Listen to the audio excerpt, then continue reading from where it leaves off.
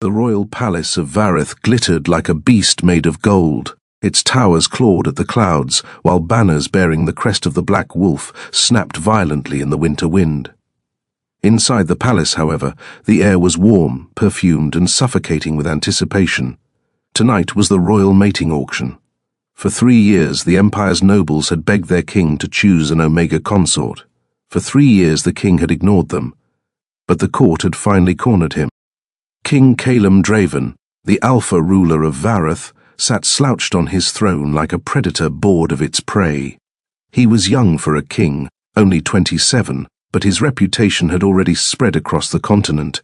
He had crushed rebellions, executed traitors, defeated 3 invading armies before his 25th year. His hair was black as midnight and fell messily across his sharp eyes. A scar ran faintly across the bridge of his nose, making his already intimidating expression even colder. And tonight he looked profoundly irritated.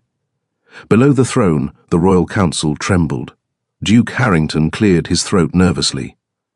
"Your Majesty, the noble houses have gathered their finest Omegas for presentation." Calem didn't move. The silence stretched long enough to make several courtiers sweat. Finally, the king sighed. A deep, exhausted sound. "I told you," Calem muttered, resting his head on one hand. "I don't want a mate." "But the kingdom needs an heir," the duke insisted desperately. Several nobles nodded. An empire without an heir was an empire waiting for war. Calem tapped the arm of his throne impatiently. "Fine." The word echoed through the throne room. Relief swept across the council like a tidal wave. The king leaned back lazily. "But understand something," he continued. "I'm not interested in beauty contests, political alliances, or ambitious Omegas who plan to manipulate the throne." His eyes turned sharp as steel. "I want someone quiet. Pause. Forgettable." The court exchanged awkward looks. That was not how royal consorts were usually chosen. Still, none of them dared argue. Massive bronze doors opened. Trumpets sounded. One by one, noble families escorted their Omegas into the throne hall. The room glittered with silk, jewels, and perfume. The first Omega was stunning. Golden hair, violet eyes, wrapped in embroidered robes that probably cost more than a village. He bowed gracefully. "My name is Seren Valmont, Your Majesty." Calem looked at him for exactly 2 seconds. Next, the entire room froze. Seren blinked in shock. His parents looked ready to faint, but the guards had already ushered the next Omega forward. The second Omega was elegant. The third was beautiful. The fourth recited poetry. The fifth fainted dramatically halfway through his introduction. Calem rejected them all, some politely, some bluntly. By the 20th Omega, the court was beginning to panic. Whispers spread through the hall. Is His Majesty rejecting everyone? Does he intend to remain unmated forever? Maybe he prefers... The whisper stopped abruptly when Calem's gaze flicked in their direction. Silence returned immediately. Nearly an hour later, only one candidate remained. At the very back of the hall stood a thin figure dressed in plain grey robes.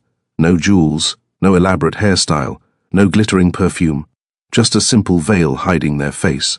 Several nobles snickered quietly. "That one is from House Ardent." "The ruined family?" "Yes. Apparently their Omega is... unfortunate." "Unfortunate how?" A woman covered her mouth. "Ugly." The rumor had spread through the court all evening. House Ardent had fallen into financial ruin years ago. Their last hope was marrying off their Omega child, but the poor thing was rumored to be so unattractive that no noble house wanted them, so they had taken a desperate gamble: offer the Omega to the king. The veiled figure stood perfectly still while whispers spread around the room. No one expected the king to choose them. Calem had been half listening to the gossip. Then his eyes drifted lazily across the room and stopped at the veiled Omega. Unlike the others, this one wasn't trying to impress anyone. No elegant posture, no seductive glance, just quiet stillness, almost like they wished to disappear. Interesting. Calem leaned forward slightly. "Who is that?" The court followed his gaze. Duke Harrington looked nervous. "Ah, that would be Lyrian of House Ardent, Your Majesty. And the veil. His family claims he is... shy." Several nobles coughed to hide laughter. Calem raised an eyebrow. "Ugly, apparently." Quiet, unambitious, perfect. The king straightened in his throne. I choose that one. The room exploded. What, Your Majesty? House Ardent nearly collapsed in shock. Lyrian himself visibly flinched. But the king had already stood up. His heavy cloak swept across the marble floor as he descended the steps of the throne. Each footstep echoed through the hall. Alpha pheromones rolled off him like thunder, making weaker alphas instinctively step aside. He stopped directly in front of the veiled Omega. Lyrian's hands were clasped nervously in front of him. Calum studied him. Strange. For someone rumored to be ugly, his posture was oddly graceful. Look at me, the king ordered, slowly. Lyrian lifted his head, but the veil still hid his face. Calum sighed. This is ridiculous. Without warning, he reached forward and lifted the veil. The entire throne hall went silent, because the Omega beneath the veil was not ugly, not even close. He was breathtaking. Long silver hair spilled across his shoulders like moonlight. His skin was pale and smooth, almost glowing beneath the palace lights. And his eyes, bright silver, sharp and luminous like winter stars. For a moment, Calum genuinely forgot how to breathe. The court stared in stunned silence. Someone dropped a goblet. Lyrian blinked calmly at the king. Then he gave a small, polite bow. Good evening, Your Majesty. His voice was soft, smooth, and just slightly amused. Calum frowned. You're not ugly. Lyrian tilted his head. Ah, pause. That rumor. The Omega looked faintly embarrassed. My family started that. The entire court stared. Calum narrowed his eyes. Explain. Lyrian smiled sheepishly. Well, being beautiful as an Omega can be inconvenient. Inconvenient? Yes. He shrugged lightly. So, my family told everyone I was hideous. It discouraged unwanted marriage proposals. Several nobles gasped. One woman fainted. The king stared at him in disbelief. You lied to the entire aristocracy. Lyrian looked thoughtful. Technically, my mother did. Silence. Then Calum laughed. It was a deep, unexpected sound that startled the entire court. For the first time that night, the king looked genuinely entertained. You tricked the nobility of Vareth just to avoid marriage. Lyrian smiled faintly. Yes, pause. But it appears I've been caught. The king studied him carefully. There was something strange about this Omega. No fear, no trembling submission, just calm intelligence, dangerously interesting. Calum turned toward the stunned court. I've made my choice. His arm wrapped around Lyrian's shoulders possessively. This Omega belongs to the crown now.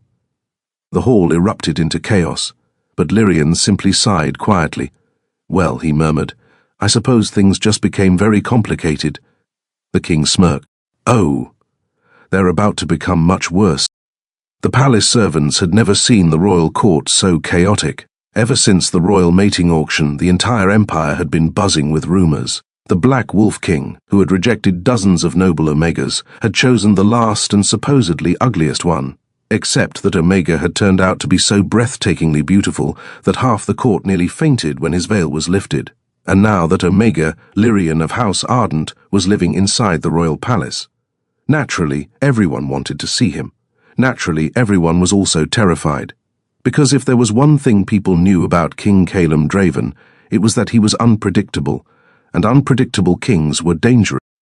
The morning sun poured through tall stained glass windows, filling the palace corridors with red and gold light. Servants rushed through the halls carrying trays of breakfast, fresh linens and stacks of documents. But today there was one additional task whispered among them. Have you seen him yet? No, but Lady Mira says he's even prettier up close. I heard he tricked the entire aristocracy. Shh. If the king hears you. Their conversation died instantly when a pair of armored royal guards walked past. Everyone knew one thing. If the king caught anyone gossiping about his Omega, someone might lose their job, or worse. Meanwhile, inside the royal strategy chamber, King Calum was already regretting several life choices. The council table was covered in maps, scrolls, and military reports. Generals and ministers stood around the table discussing border disputes. But the king wasn't listening, because his Omega was sitting beside him, and his Omega was very strange. Lyrian had arrived wearing extremely simple robes again, soft grey fabric with silver embroidery at the collar. His long silver hair was tied loosely behind his neck, and instead of behaving like a dignified royal consort candidate, he looked bored, very bored. The finance minister droned on endlessly. And if we increase grain taxes in the southern territories, Lyrian yawned, not quietly, not politely, a full, unapologetic yawn. The entire room froze. The minister stopped speaking mid-sentence. Several nobles looked horrified. Did the Omega just interrupt a royal council meeting? Calum slowly turned his head. Lyrian blinked innocently. Sorry, he said. Pause. This is just extremely dull. The minister looked like he might faint. Calum raised one hand. The minister shut his mouth immediately. The king studied Lyrian carefully. Are you tired? Lyrian nodded. Yes. Another pause. I slept very badly. Why? Lyrian looked mildly annoyed. Your palace beds are too soft. Several nobles stared at him in disbelief. Too soft. These beds were handmade by the finest craftsmen in the empire. Calum raised an eyebrow. You're complaining about luxury. Lyrian shrugged.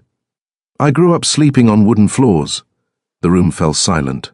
No one knew how to respond to that. The council meeting continued. Generals argued about military strategies. Ministers debated taxes and trade routes. And somewhere around the 20-minute mark, Lyrian quietly fell asleep. Right there, in the king's council chair. His head slowly tipped sideways until it landed against Calum's shoulder. The entire room froze. No one moved, no one breathed, because the Omega had just fallen asleep on the king. A guard dropped his spear. The finance minister whispered in horror, He's dead. Everyone waited for the king to explode with rage. But Calum didn't move, at first. Then he slowly glanced down. Lyrian was completely unconscious. His breathing was soft and steady. His silver hair brushed lightly against the king's neck. Calum frowned. Something strange happened in his chest, something unfamiliar, instead of irritation. He felt oddly calm. The king sighed quietly. Continue the meeting. The council blinked. Your Majesty. Calum leaned back in his chair slightly to make Lyrian more comfortable. I said continue. The ministers exchanged confused looks. The meeting resumed, very awkwardly, because every few minutes someone glanced nervously at the sleeping Omega, leaning against the most dangerous alpha in the empire. An hour later, the meeting finally ended. The ministers bowed quickly and escaped the room like frightened rabbits. Only the king remained. And the sleeping Omega. Calum looked down again. Lyrian hadn't moved. The king hesitated, then carefully nudged him. Wake up. No response. Lyrian, still nothing. Calum frowned. Was he really sleeping this deeply? The king leaned closer. Omega. Lyrian's eyes snapped open instantly. He stared at the king for 2 seconds. Then he sat up quickly. Oh, pause. Did I fall asleep? Yes. Lyrian rubbed his eyes. How embarrassing. Calum studied him. You weren't embarrassed while doing it. Lyrian shrugged. Well, I was asleep. Fair point. The king exhaled slowly. You're very strange. Lyrian smiled faintly. I've heard that before. After the meeting, Calum decided to show Lyrian the palace grounds, mostly to prevent him from wandering somewhere dangerous. The royal gardens stretched across several acres, filled with winter roses and marble fountains. Lyrian looked around curiously. This place is enormous. It's a palace. Yes, but still. He paused beside a fountain. Silver fish swam beneath the water's surface. Lyrian leaned over slightly. They're beautiful. Calum watched him quietly. Something about this Omega felt different. Most Omegas in the court tried to impress him. They smiled too much, spoke too sweetly. Lyrian didn't do any of that. He simply existed, comfortably, casually, like the king wasn't the most powerful alpha in the world.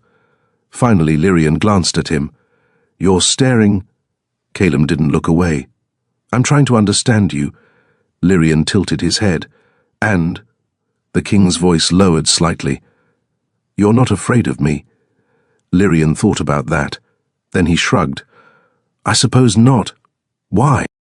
Lyrian's eyes sparkled faintly. Because if you wanted to kill me, you would have done it already. Calum went silent. That was Annoyingly logical. Lyrian smiled. Also, you chose me, so, well, Lyrian said cheerfully, it would be very inconvenient to kill your own Omega. The king almost laughed again. Almost. As they walked through the garden, a sudden breeze passed through the trees. For a brief moment, Calum smelled something. A scent, cold, clean, like winter snow under moonlight. His alpha instincts stirred instantly. The king stopped walking. Lyrian turned around. What's wrong? Calum stared at him carefully. What scent do you wear? Lyrian blinked. None. That's impossible. Every Omega had a natural scent, but Lyrian's scent was strange, powerful, almost ancient. Lyrian looked thoughtful. Perhaps it's my bloodline. Your bloodline? Lyrian smiled mysteriously. Yes, but he didn't explain further. And for some reason, the king felt certain that Lyrian was hiding something important, something dangerous, something that would make this entire situation much more complicated. That night, Calum stood alone on his balcony overlooking the palace. The moon hung bright over the capital city. Cold wind rustled his cloak. The king frowned. He had chosen Lyrian because he wanted a quiet, forgettable Omega. But now, his Omega was sarcastic, fearless, suspiciously mysterious, and capable of falling asleep during royal meetings. Calum rubbed his temples. What have I done? Behind him, the palace halls echoed with laughter. Lyrian's laughter. Bright, carefree. The king sighed. Something told him his life had just become significantly more chaotic. And strangely, he didn't hate the idea. By the third day of Lyrian's stay in the royal palace, the entire aristocracy had reached the same conclusion. The king's Omega was a problem. A very beautiful problem. A very unpredictable problem. And unfortunately for everyone involved, the king seemed to like him. Word spread quickly through the palace that the royal court luncheon would be held that afternoon. Every powerful noble in the capital would attend. Normally these gatherings were a delicate battlefield of political alliances and quiet manipulation. But today, the nobles had a different goal. They wanted to see the Omega who had somehow captured the attention of King Calum Draven, and if possible, they wanted to test him. Inside a guest chamber overlooking the palace gardens, Lyrian was being aggressively dressed by 3 extremely stressed royal attendants. Silk robes were draped over his shoulders, silver clasps fastened at his collar. His long hair was brushed until it shimmered like moonlight. Lyrian looked at himself in the mirror with mild confusion. This seems unnecessary. One of the attendants nearly cried. Your Grace, this is the royal court luncheon. Yes, you must look perfect. Lyrian tilted his head. But I already look fine. The attendants exchanged exhausted glances. They had been fighting this Omega for an hour. Every time they tried to add jewelry, he removed it. Every time they tried to apply perfume, he wiped it off. Finally, one attendant sighed. Your Grace, please at least wear this. She held up a thin silver chain with a small black wolf pendant. Lyrian blinked. What's that? The royal consort emblem. Pause. It means you belong to His Majesty. Lyrian stared at the pendant thoughtfully. Then he shrugged. All right. The attendants nearly collapsed with relief. The great dining hall was enormous. Crystal chandeliers sparkled above long marble tables. Dozens of nobles sat elegantly in their seats, while servants poured wine and served elaborate dishes. At the center of the hall sat the throne table, and upon it, the king. Calum looked as intimidating as always, dressed in dark royal armor rather than ceremonial robes. He hated formal events. Everyone knew it. The hall buzzed with quiet conversation until the doors opened. A servant announced loudly, Lyrian of House Ardent, Omega consort of His Majesty. Every head turned. Lyrian walked calmly into the room, and the entire hall fell silent. Even the nobles who had seen him before were stunned again. His silver hair caught the chandelier light like frost. His expression was relaxed, unbothered, almost curious. Not at all the nervous Omega they had expected. Calum watched him approach. Something tight in the king's chest loosened slightly. Good. He hadn't run away yet. Lyrian reached the throne table and bowed politely. Good afternoon, Your Majesty. Calum gestured to the seat beside him. Sit. Lyrian sat, then immediately whispered, How long does this event last? The king smirked faintly. Several hours. Lyrian looked horrified. The nobles didn't wait long. As soon as the first course was served, one of the most influential men in the empire stood up. Duke Valerius Crown, tall, handsome, dangerous, an alpha known for political manipulation. He approached the throne table with a polite bow. "Your Majesty," Calum nodded lazily. "Duke," but the Duke's eyes were not on the king, they were on Lyrian, sharp, assessing. "May I greet the new consort?" Calum's expression hardened slightly, but he allowed it. The Duke turned to Lyrian and smiled charmingly. "Your Grace, welcome to the royal court." Lyrian smiled back politely. "Thank you." The Duke's eyes narrowed slightly. "You are quite unexpected." Lyrian blinked. "I hear that often." A few nobles chuckled. The Duke continued smoothly. "I must admit many of us were surprised by His Majesty's choice." Lyrian picked up his wineglass. "Yes, so was I." More quiet laughter spread across the hall. The Duke's smile twitched. He tried again. "I imagine palace life must be overwhelming for someone from House Ardent." Lyrian sipped his wine. "Is that meant to be an insult?" The hall froze. No one spoke to Duke Crown like that. The Duke chuckled lightly. "Not at all.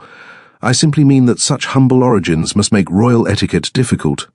Lyrian thought about that. Then he nodded. "Oh." Pause. "I see." The Duke smirked slightly, believing he had won. Then Lyrian continued calmly. "Don't worry." Everyone leaned closer. "I find most nobles here far more difficult than etiquette." Dead silence. One lady choked on her wine. Several servants turned their backs to hide laughter. The Duke stared. "Excuse me?" Lyrian looked completely sincere. "I'm still learning everyone's names." He gestured casually at the room. "There are so many people with identical personalities." The hall exploded with muffled laughter. Even some nobles couldn't hold it in. Duke Crown's face darkened. He had just been publicly insulted by an Omega. All eyes turned to the king. Surely he would punish this behavior. Surely. Calum was covering his mouth. Because he was trying not to laugh, the king cleared his throat. "Duke," his voice was calm but cold, "I believe my Omega has finished speaking." The Duke's jaw tightened. He bowed stiffly. "Of course, Your Majesty." Then he returned to his table, humiliated. The luncheon continued, but the atmosphere had changed. Now the nobles watched Lyrian with intense interest. This Omega was not timid, not obedient, and clearly not afraid of powerful alphas. Lyrian, however, seemed completely unaware of the chaos he had caused. He leaned toward the king slightly. "Was that rude?" Calum looked at him. "You just insulted one of the most powerful men in the empire." Lyrian blinked. "Oh, pause." "Well," he shrugged. "He started it." The king stared at him for a long moment. Then he chuckled quietly. "You're dangerous." Lyrian smiled faintly. "So I've been told." Later in the luncheon, another alpha noble approached Lyrian. But this one behaved very differently. He leaned closer, too close. His voice lowered flirtatiously. "Your Grace, I must say your beauty rivals the finest Omegas in the capital." Lyrian leaned back slightly. Before he could respond, a hand slammed onto the table, hard enough to crack the wood. The entire hall froze again. Calum's voice was dangerously quiet. "Step away." Alpha pheromones flooded the room like a storm. The noble went pale instantly. "Oh, of course, Your Majesty." He retreated quickly. The king turned slowly toward Lyrian. "Are you all right?" Lyrian blinked. "Yes." He tilted his head curiously. Was that jealousy? The hall collectively stopped breathing. "You did not ask the Black Wolf King that question." Calum stared at him. Lyrian waited patiently. Then the king leaned closer. His voice dropped to a low growl only Lyrian could hear. "You belong to me." Lyrian's eyes widened slightly. For the first time since arriving at the palace, the Omega looked genuinely surprised, and something warm spread through the king's chest, because the words had come out naturally, possessively, instinctively. Lyrian slowly smiled. Interesting. By the time the luncheon ended, the entire palace had learned 3 important things. The king's Omega was dangerously clever. He had publicly embarrassed a duke and survived. The king was already showing possessive alpha instinct, which meant something terrifying. The Omega the king bought as a joke was becoming important, very important. And somewhere deep within the palace shadows, someone began planning how to use that. That night, Lyrian walked alone through the palace gardens. Moonlight illuminated the snow-covered roses. The air was peaceful, quiet, too quiet. Suddenly a voice spoke behind him. "You shouldn't wander alone." Lyrian didn't turn around. "I wondered how long you'd watch me." A figure stepped from the shadows, a palace guard, but something about him felt wrong. His eyes gleamed strangely. "You're more perceptive than expected." Lyrian sighed softly. "Yes." Then he finally turned around. "And you're not actually a palace guard." The man smiled. "Very good." Lyrian's silver eyes glowed faintly in the moonlight. "You're here because of my scent." The man's smile widened. "Exactly." Lyrian looked mildly annoyed. How troublesome, far away in the royal tower. King Calum suddenly lifted his head, because the strange winter moon's scent of his Omega had just become much stronger, and his alpha instincts roared to life. Something was wrong, very wrong. End of chapter 3. The palace gardens at night felt like a different world. By day they were bright and orderly, filled with nobles strolling along marble paths and servants trimming winter roses. But under the moon, the gardens belonged to shadows. Silver light spilled across frozen fountains. Bare tree branches whispered in the wind. The statues of ancient kings stood silent beneath drifting snow, and in the center of it all walked Lyrian, alone. Lyrian moved slowly along the garden path, his hands tucked into the sleeves of his robe. The cold didn't seem to bother him. His silver hair reflected the moonlight like polished metal. Most Omegas would never wander alone at night inside the royal palace. But Lyrian didn't appear nervous. In fact, he looked mildly bored. He stopped beside the largest fountain and sighed. "I know you're there." Silence answered him. Lyrian leaned against the marble edge. "You've been following me for several minutes." Still silence. Then he added politely, "You're not very good at it." A shadow moved between the trees. A man stepped forward wearing the armor of a palace guard. Except something about him felt wrong. His posture was too relaxed, his eyes were too sharp, and his scent. Lyrian wrinkled his nose. "Poison," he said calmly. The man smiled, so perceptive. The man walked closer. Moonlight revealed a thin blade hidden beneath his sleeve. "I expected the king's Omega to be frightened." Lyrian shrugged. "That would be inconvenient." The assassin tilted his head. "You know why I'm here?" Lyrian looked thoughtful. "Well," he counted quietly on his fingers. "Assassination, kidnapping, political leverage." He smiled politely. "Or all three." The assassin chuckled. "You really are interesting." Lyrian sighed. "Unfortunately, you're not." The man stopped a few steps away. His eyes gleamed with curiosity now. "I've been watching you since the auction." Lyrian's gaze sharpened slightly. "Oh, yes." The assassin circled him slowly. "You don't smell like a normal Omega." The wind shifted. For a brief moment the strange scent surrounding Lyrian filled the air. Cold, bright, like fresh snow beneath moonlight. The assassin inhaled deeply. His pupils widened. "There it is." His voice dropped to a whisper. "That scent. Rare," Lyrian finished calmly. The assassin's smile widened. "Not just rare." His eyes glowed with excitement. "Legendary." Lyrian sighed again. "I was hoping the rumors about my bloodline had died out." "They did." The assassin's grin turned sharp. "Until you appeared." The man moved suddenly. His blade flashed toward Lyrian's throat. Fast, lethal. A strike meant to kill instantly. Except, Lyrian moved first. He stepped sideways smoothly. The blade cut nothing but air. The assassin blinked. "Oh." Lyrian looked mildly offended. "You're aiming for my neck already." The assassin lunged again. This time the blade aimed for Lyrian's heart. Again, Lyrian avoided it effortlessly. The Omega moved like water, calm, precise, almost graceful. The assassin's smile slowly disappeared. "You're not fighting back." Lyrian looked thoughtful. "I prefer not to." "Why?" "Because if I do," he glanced up at the moon, "things become messy." The assassin laughed. "I doubt that." Then he attacked again, this time faster, more vicious. Steel flashed through the moonlight again and again, but Lyrian avoided every strike. 1 step, 2 steps, a gentle turn, like a dancer moving through music. The assassin stopped abruptly. His eyes narrowed. "You've been trained." Lyrian tilted his head. "Perhaps." The assassin grinned again. "Good." Then he pulled a second blade from his coat. "Because now I can enjoy this." Far above the gardens, inside the royal tower, King Calum froze mid-step. Something had changed. His chest tightened suddenly. His alpha instincts roared awake. Danger. The king turned toward the balcony. The strange scent of his omega drifted faintly through the night air. Except now it was stronger, much stronger, and mixed with something else. Bloodlust. Calum's eyes turned cold. Someone touched my omega. The floor cracked beneath his foot as he moved. Within seconds, the king was already sprinting down the corridor. Guards scrambled to get out of his way. Because, when the Black Wolf King moved like that, something terrible was about to happen.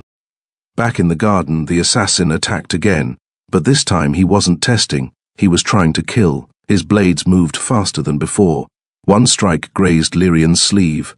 Another cut through the edge of his robe. Lyrian stepped back finally. His silver eyes narrowed. "You're persistent." The assassin smiled coldly. "I'm paid to be."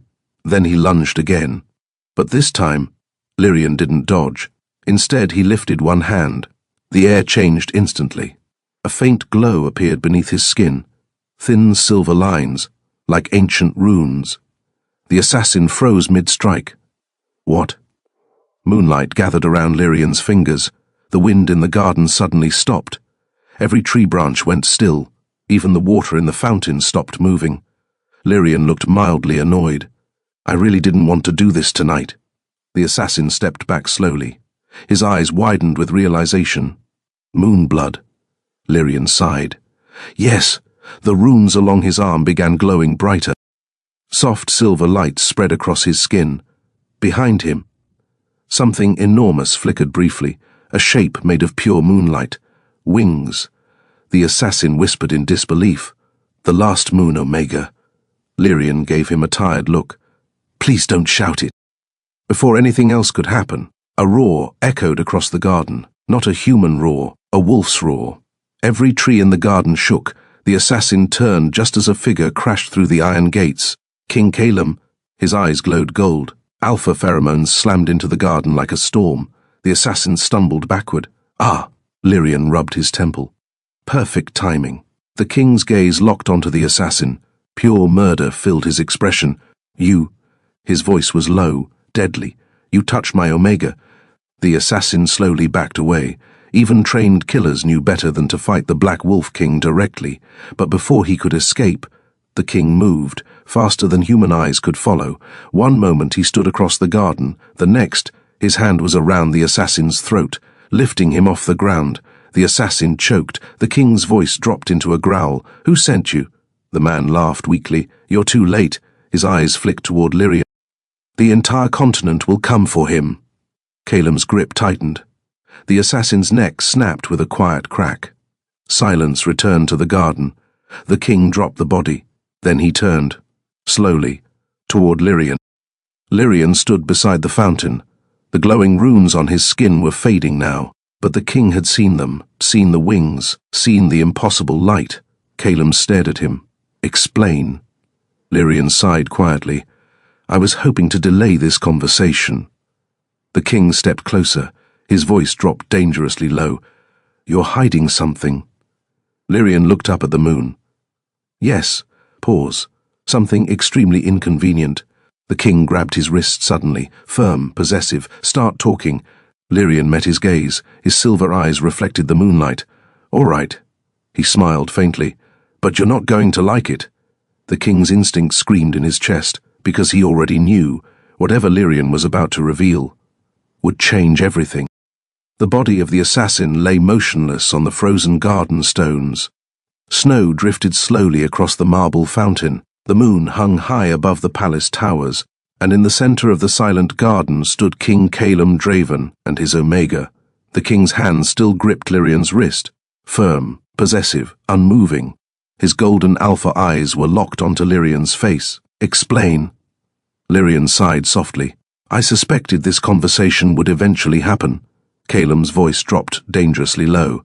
"You nearly turned the garden into a battlefield with glowing runes and wings made of light." Lyrian looked mildly thoughtful. "Yes, that probably made things obvious." "Obvious?" The king stepped closer. Alpha pheromones flooded the air like a thunderstorm. "You just demonstrated magic that shouldn't exist." Lyrian raised an eyebrow. "It exists. Pause. It's simply rare." The king's grip tightened. "How rare?" Lyrian met his gaze calmly. "Extinct." The wind rustled the frozen trees as Lyrian finally pulled his wrist free. He walked slowly toward the fountain again and rested his hand against the cold marble. "You've heard the old legends, haven't you?" he asked quietly. Calem crossed his arms. "I don't listen to fairy tales." Lyrian smiled faintly. "That's unfortunate. This one happens to be true." The king's patience was thinning rapidly. "Lyrian." The Omega raised a hand peacefully. "Fine." He turned around. Moonlight illuminated his silver hair. "Thousands of years ago," Lyrian began, "there were several Omega bloodlines blessed by ancient magic." Calem said nothing. Most Omegas carry gentle traits, empathy, emotional bonds, nurturing instincts. Lyrian's eyes flickered faintly, but a few bloodlines carried something stronger. He tapped his chest lightly. "Mine." The king watched him carefully. Moon Omegas were said to be chosen by the moon goddess herself. Calem snorted quietly. Lyrian ignored him. "They possessed abilities that normal Omegas didn't." He lifted one hand slowly. For a moment, a faint silver glow appeared around his fingertips again. Then it vanished. Calem's eyes narrowed. "Magic?" Lyrian nodded. "Yes. Impossible." "Apparently not." Lyrian leaned against the fountain again. His expression became more serious. "There were never many moon Omegas." "Why?" "Because we were hunted." The king frowned. "Hunted by who?" Lyrian gave him a flat look. "Everyone." That answer made the garden feel colder. Lyrian continued quietly. "Moon Omegas could produce children with unusual potential." Calem understood immediately. Powerful heirs, stronger bloodlines, rulers would kill for that. They believed a child born from a moon Omega and a powerful alpha could become— Lyrian gestured vaguely, "something extraordinary." The king's gaze hardened. "A weapon?" Lyrian nodded slowly. "Exactly." The wind blew across the garden again. Snowflakes drifted between them. Eventually Lyrian said, "The bloodline disappeared because they were killed." "Yes." The king studied him carefully. "But you survived." Lyrian smiled faintly. "My family has always been very good at hiding." Calem remembered something suddenly. "The assassin mentioned your scent." Lyrian groaned softly. "Yes, that's the inconvenient part." "Explain." Lyrian rubbed his temple. "Moon Omegas have a stronger biological influence on alphas." Calem's eyes narrowed. "How strong?" Lyrian hesitated. "Strong enough to start wars." Silence filled the garden. The king's instincts stirred uneasily. Lyrian continued quietly. "Our scent affects alpha instincts more intensely than normal Omegas." "Meaning?" Lyrian looked directly at him. "Possession." The word hung heavily in the cold air. Calem didn't speak, but he felt it, that strange pull he had noticed since the first moment he smelled Lyrian. That instinct to guard him, protect him, keep him close. Lyrian crossed his arms. Most moon Omegas were captured by powerful alphas before they even reached adulthood, because the scent drove them insane. Lyrian nodded. "Yes." Pause. "Obsession isn't a strong enough word." Calem stared at him. "You're telling me your existence could destabilize entire kingdoms?" Lyrian nodded. "That's the polite version." The king ran a hand through his hair. "And you casually entered my palace." "Well," Lyrian said thoughtfully, "I was trying to avoid marriage."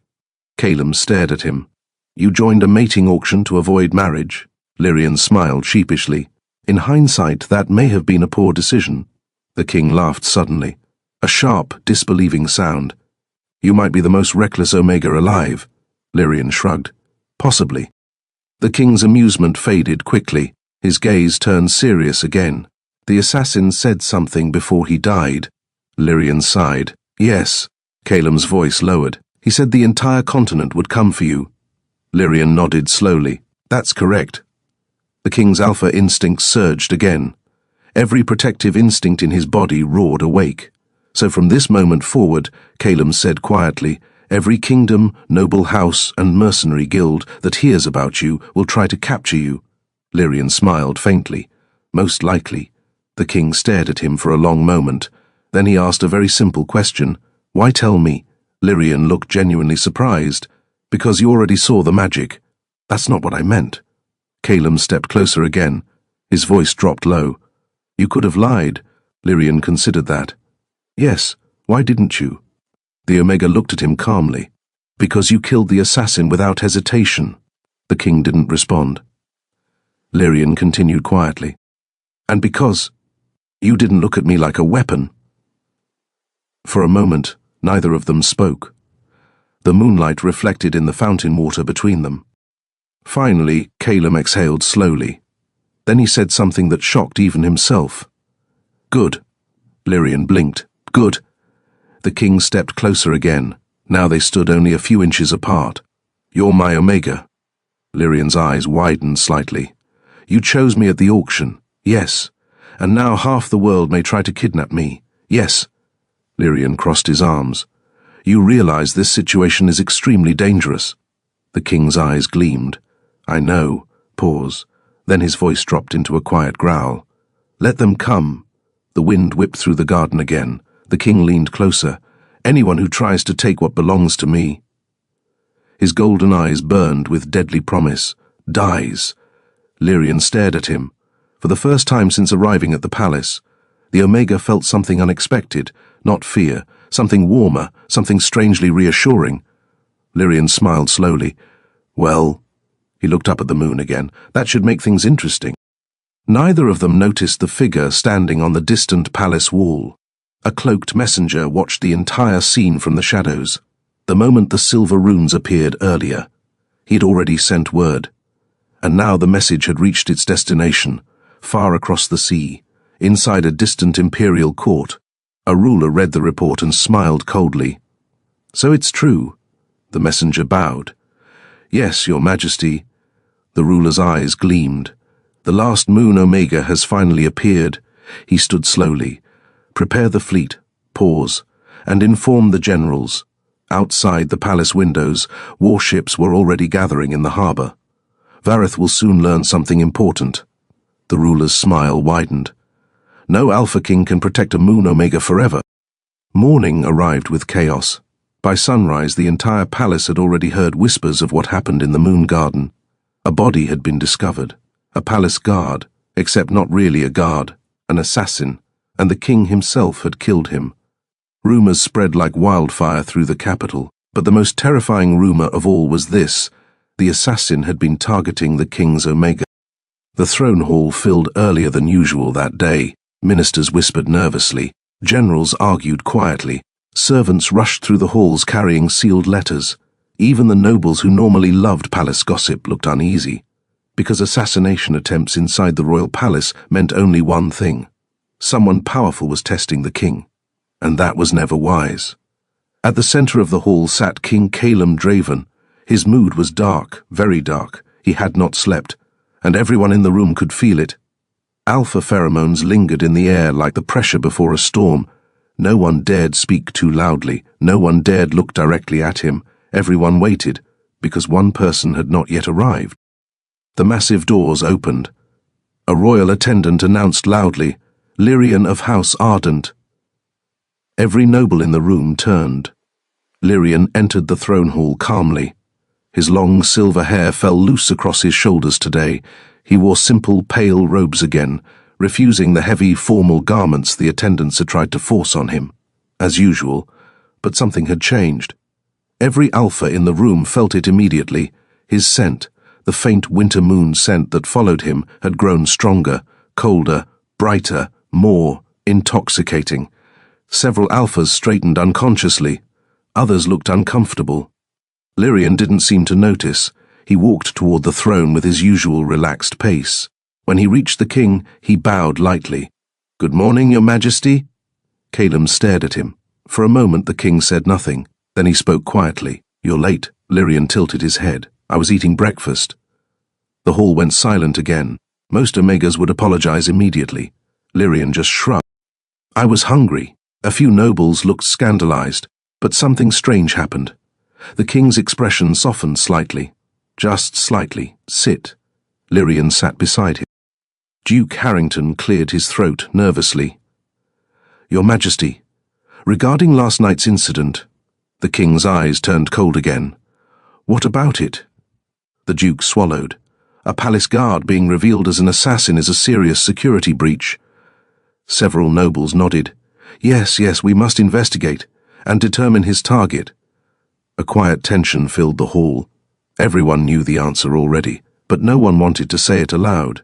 Finally, Duke Crown, the same Duke Lyrian had insulted yesterday, spoke calmly.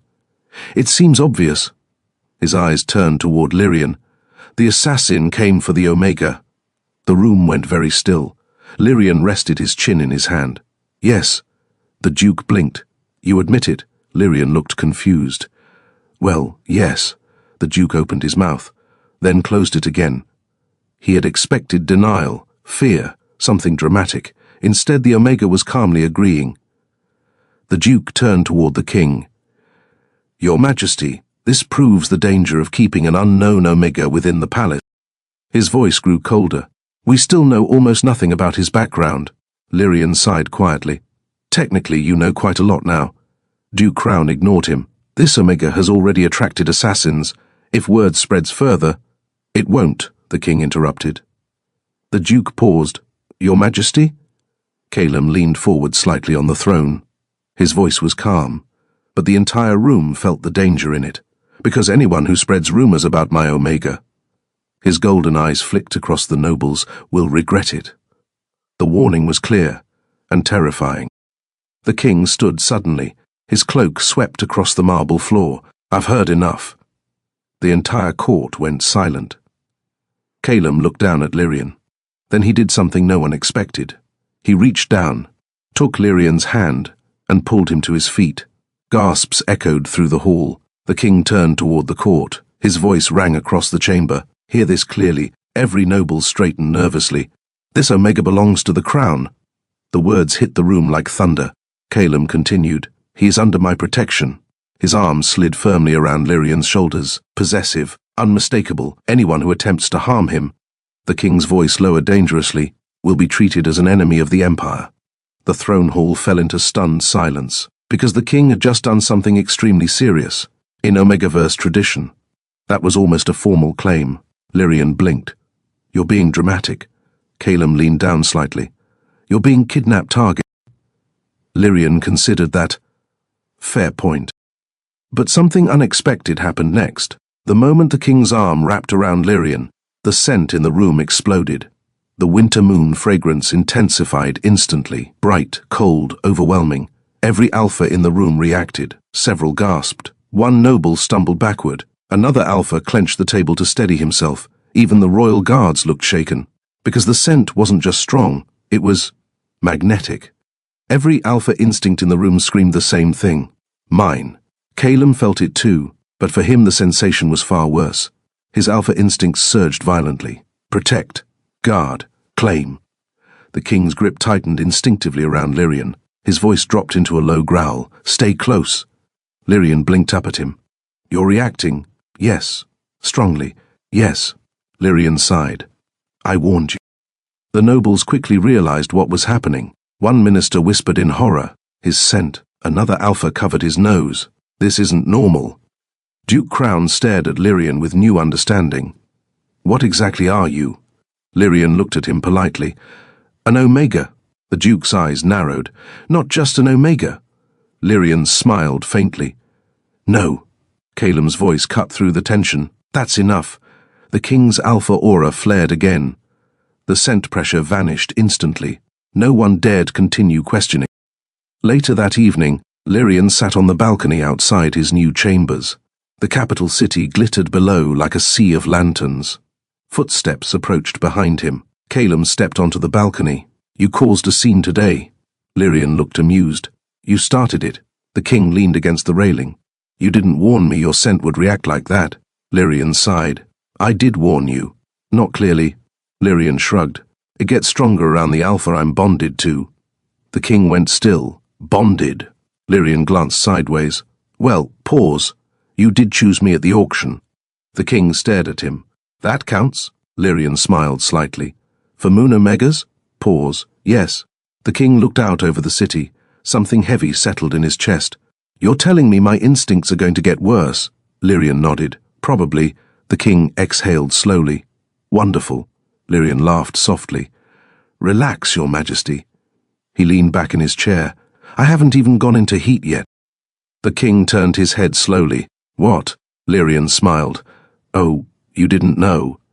The wind shifted, and somewhere deep inside Calem's chest, his alpha instincts roared again, because suddenly he realized something terrifying. If Lyrian's scent was already this powerful, then when a Moon Omega's heat arrived, the entire palace might lose its mind. The palace of Vareth had survived wars, rebellions, and even a dragon siege 2 centuries ago, but it had never experienced a Moon Omega heat, and unfortunately for everyone inside the palace, tonight would be the first. The day began normally. Too normally. Lyrian noticed it first. Something felt off. He sat in the royal library near a tall window, sunlight falling across the pages of a book he wasn't really reading. His fingers rested against the paper, but his attention kept drifting. The palace felt different today. The air was heavier, warmer, uncomfortable. Lyrian frowned slightly. Oh. Across the table, the royal historian looked up nervously. Your Grace? Lyrian closed the book. What day is it? Wednesday, Your Grace. No, I mean... Lyrian rubbed his temple. Never mind. But deep in his chest, something ancient stirred. A quiet pull, like the tide responding to the moon. And suddenly Lyrian realized something very inconvenient. He had been so busy avoiding assassination attempts, he had completely forgotten the calendar. Ah. The historian blinked. Is something wrong? Lyrian stood up slowly. Yes. Pause. Something extremely wrong. At the exact same moment, King Calem was in the War Council chamber, arguing with 3 generals about border defenses. The conversation was heated. Maps covered the table, military reports stacked across the floor. Then, suddenly, Calem stopped talking. The generals fell silent, because the king had gone completely still. His golden eyes widened slightly. What is it, Your Majesty? One general asked cautiously. The king didn't answer, because he smelled it. A scent drifting through the palace corridors, cold, bright, irresistible, like moonlight over fresh snow, except now the scent wasn't faint anymore. It was powerful, overwhelming, and growing stronger by the second. Calem's alpha instincts exploded awake. The king slammed both hands onto the table. Everyone out. The generals blinked. Your Majesty, now! Alpha authority thundered through the room. The generals practically ran for the door. The moment they left, the king turned toward the palace hallway. His chest tightened. His pulse raced. The scent was unmistakable, and it was coming from exactly one place, Lyrian. Meanwhile, Lyrian was halfway down the palace corridor when the second wave hit him. His body suddenly felt hot. Very hot. He leaned against the wall. This is bad. A servant passing by paused. Your Grace? Lyrian waved weakly. Please, open every window in the palace. The servant looked confused. Why? Lyrian's silver eyes glowed faintly. Because if you don't, the alphas might start fighting each other. The servant blinked. What? Lyrian didn't get a chance to explain. The third wave hit. His knees buckled. The scent flooding the palace intensified dramatically. Every alpha within 50 meters froze. A guard dropped his spear. 2 soldiers nearly walked into a wall. A nobleman in the dining hall suddenly forgot how to speak, because the scent now filling the palace wasn't just intoxicating, it was impossible to ignore. The scent of a Moon Omega entering heat. Within minutes, the palace descended into confusion. Alphas across the castle reacted violently to the scent. Some looked dazed. Others suddenly became aggressive. 2 knights started arguing loudly in the courtyard for no reason at all. Another alpha slammed a door so hard it cracked. Servants whispered in panic. What is happening? I've never smelled anything like this. It's coming from the royal wing.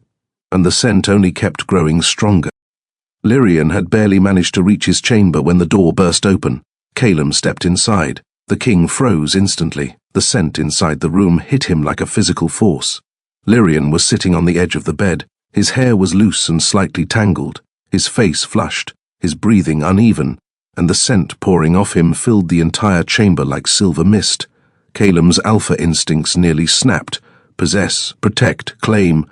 The king grabbed the doorframe hard enough to crack the wood. "You didn't tell me it would be like this."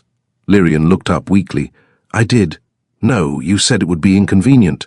Lyrian gave him a tired look. "I was trying not to scare you." Outside the hallway, shouting erupted.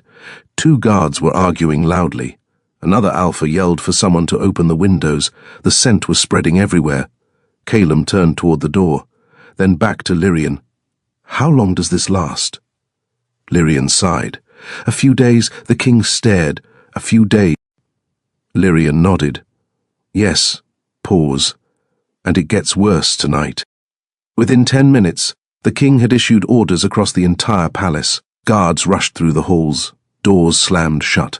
Announcements echoed through the corridors. All alphas evacuate the royal wing immediately.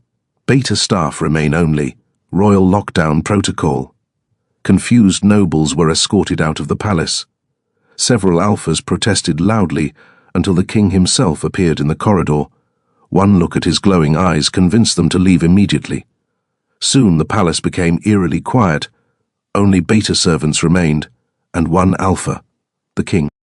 Back inside Lyrian's chamber, the air felt thick, heavy. The scent had grown even stronger. Lyrian lay on the bed now, staring at the ceiling. "You should leave too." Calum leaned against the wall. "No, you're an alpha. I'm aware." Lyrian frowned. "This will get worse. I'm aware." Lyrian turned his head slowly. "You're stubborn." The king crossed his arms. "You're my omega." Lyrian sighed. "That's not how this works." The king stepped closer. "Yes, it is." The scent in the room pulsed again. Calum's breathing deepened. Every alpha instinct screamed at him. "Take him. Guard him. Never let anyone else near him." The king clenched his fist. "You're doing this on purpose." Lyrian looked offended. "I'm literally suffering right now." "Fair point." Hours passed slowly. The moon rose higher outside the palace windows, and Lyrian's heat grew stronger. The scent became almost blinding. Silver light flickered faintly along Lyrian's skin again. The ancient runes were returning. The king watched from the bedside chair, silent, tense. Finally, Lyrian whispered something. "Calum." It was the first time he had used the king's name. Calum looked up immediately. "What?" Lyrian's silver eyes glowed faintly in the moonlight. "You might actually be the only alpha who can stay in this room." The king frowned. "Why?" Lyrian swallowed slowly. "Because moon omega heats," he hesitated, "can kill weaker alphas." The room went very still. Calum stared at him. "You're serious?" Lyrian nodded weakly. "Yes." The king leaned back in his chair. "Wonderful." Lyrian smiled faintly despite everything. "Congratulations." "On what?" "You just discovered something important." Calum raised an eyebrow. "What?" Lyrian looked at him quietly. "You're strong enough to survive me." The king didn't know whether to feel proud or deeply concerned. Outside the palace, the moon climbed higher in the sky, and the moon Omega's heat had only just begun. The moon hung enormous above the capital. Silver light spilled across the towers of the royal palace, coating every rooftop and marble statue in cold glow. Normally the city of Vareth never slept. Markets stayed open late. Music drifted through taverns. Carriages rattled along the cobbled streets. But tonight something strange was happening. Across the city, alphas were restless. They didn't know why, but the air itself felt different. Inside the palace walls, the situation had grown far worse.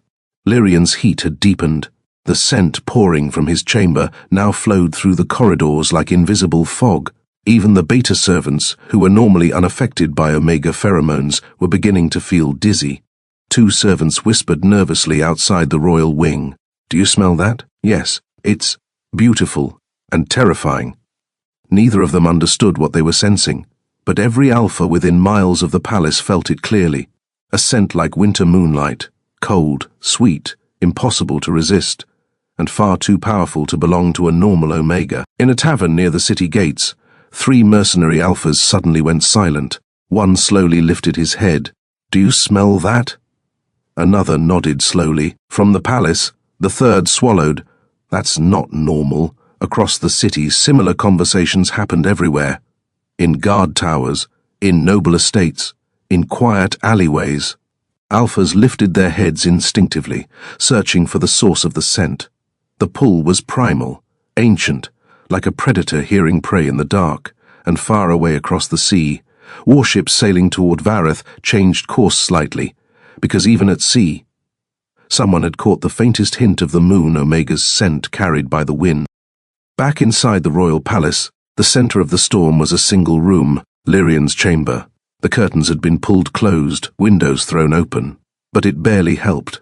The scent still filled the air. Lyrian lay tangled in the sheets of the large bed, his silver hair spread across the pillow like spilled moonlight. His breathing was uneven, heat flushed his cheeks and neck. Faint glowing runes flickered across his arms again. The ancient moon Omega magic was reacting to the heat, and it was becoming unstable. Across the room, King Calum sat in a heavy chair near the bed, watching, enduring. Every instinct inside him screamed. His alpha senses were burning alive. The scent filled his lungs with every breath. It was intoxicating, addictive, dangerous. And the worst part, it was meant for him. Calum's hands were clenched so tightly the knuckles had turned white. His heart pounded in his chest. The alpha inside him had only one demand: claim him. Every second the king remained in the room was torture, but he refused to leave. Lyrian stirred weakly on the bed. "You should go." Calum's voice came out rough. "No, you're suffering. I'll survive." Lyrian turned his head slowly toward him, silver eyes glowing faintly. "You might not." The king stood suddenly. The chair scraped loudly across the floor. "Stop saying that." Lyrian frowned slightly. "I'm serious." The king paced the room once, twice, trying to burn off the storm inside his chest. "You said moon Omega heats could kill weaker alphas." "Yes. And you think I'm weak?" Lyrian blinked. "That's not what I said." The king stopped pacing, golden eyes glowing faintly now. "You're not getting rid of me that easily." Another wave of heat rolled through the room, this time stronger. The air itself seemed to shimmer. Lyrian gasped softly.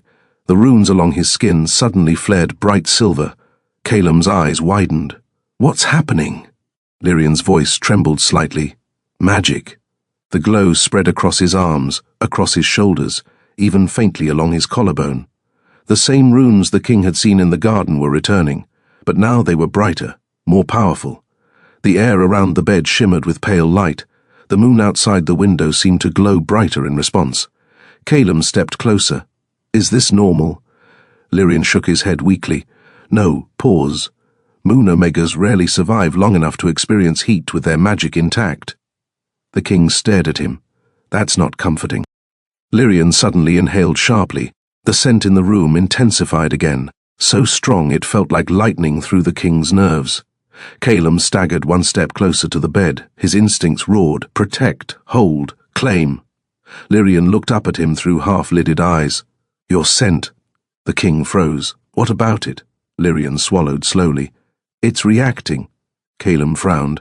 "My scent doesn't react." Lyrian managed a weak laugh. "Oh, it absolutely does." The alpha scent filling the room had changed. It had become darker, stronger, possessive. The scent of an alpha responding to his Omega's heat. Lyrian looked at him carefully. "You're bonding." The king's breath caught. "What?" Lyrian's voice dropped softer. "Your instincts are locking onto me." The king stared at him. "That's impossible." Lyrian gave him a tired smile. "Tell that to your alpha." The next wave of heat hit harder than the others. Lyrian curled slightly in the sheets. His voice trembled. "Calum." The king stepped forward instantly. "What?" Lyrian looked at him quietly. "Come here." That simple request nearly shattered the king's control. Calum approached the bed slowly. The scent wrapped around him like chains. Lyrian reached out weakly and grabbed the front of the king's shirt. The contact sent a shock through both of them. The runes across Lyrian's skin flared again. Silver light flickered across the room. Calum's voice dropped to a growl. "Lyrian." Lyrian's silver eyes met his. For a moment, neither of them spoke. The moonlight poured through the open window, and something ancient stirred between them, something older than kingdoms, older than wars, the natural bond between Alpha and Omega. Lyrian's voice came out soft. "You really should leave." Calem's hand slowly covered Lyrian's. "No," Lyrian sighed. "You're impossible." The king leaned closer. "You already knew that." Outside the palace walls.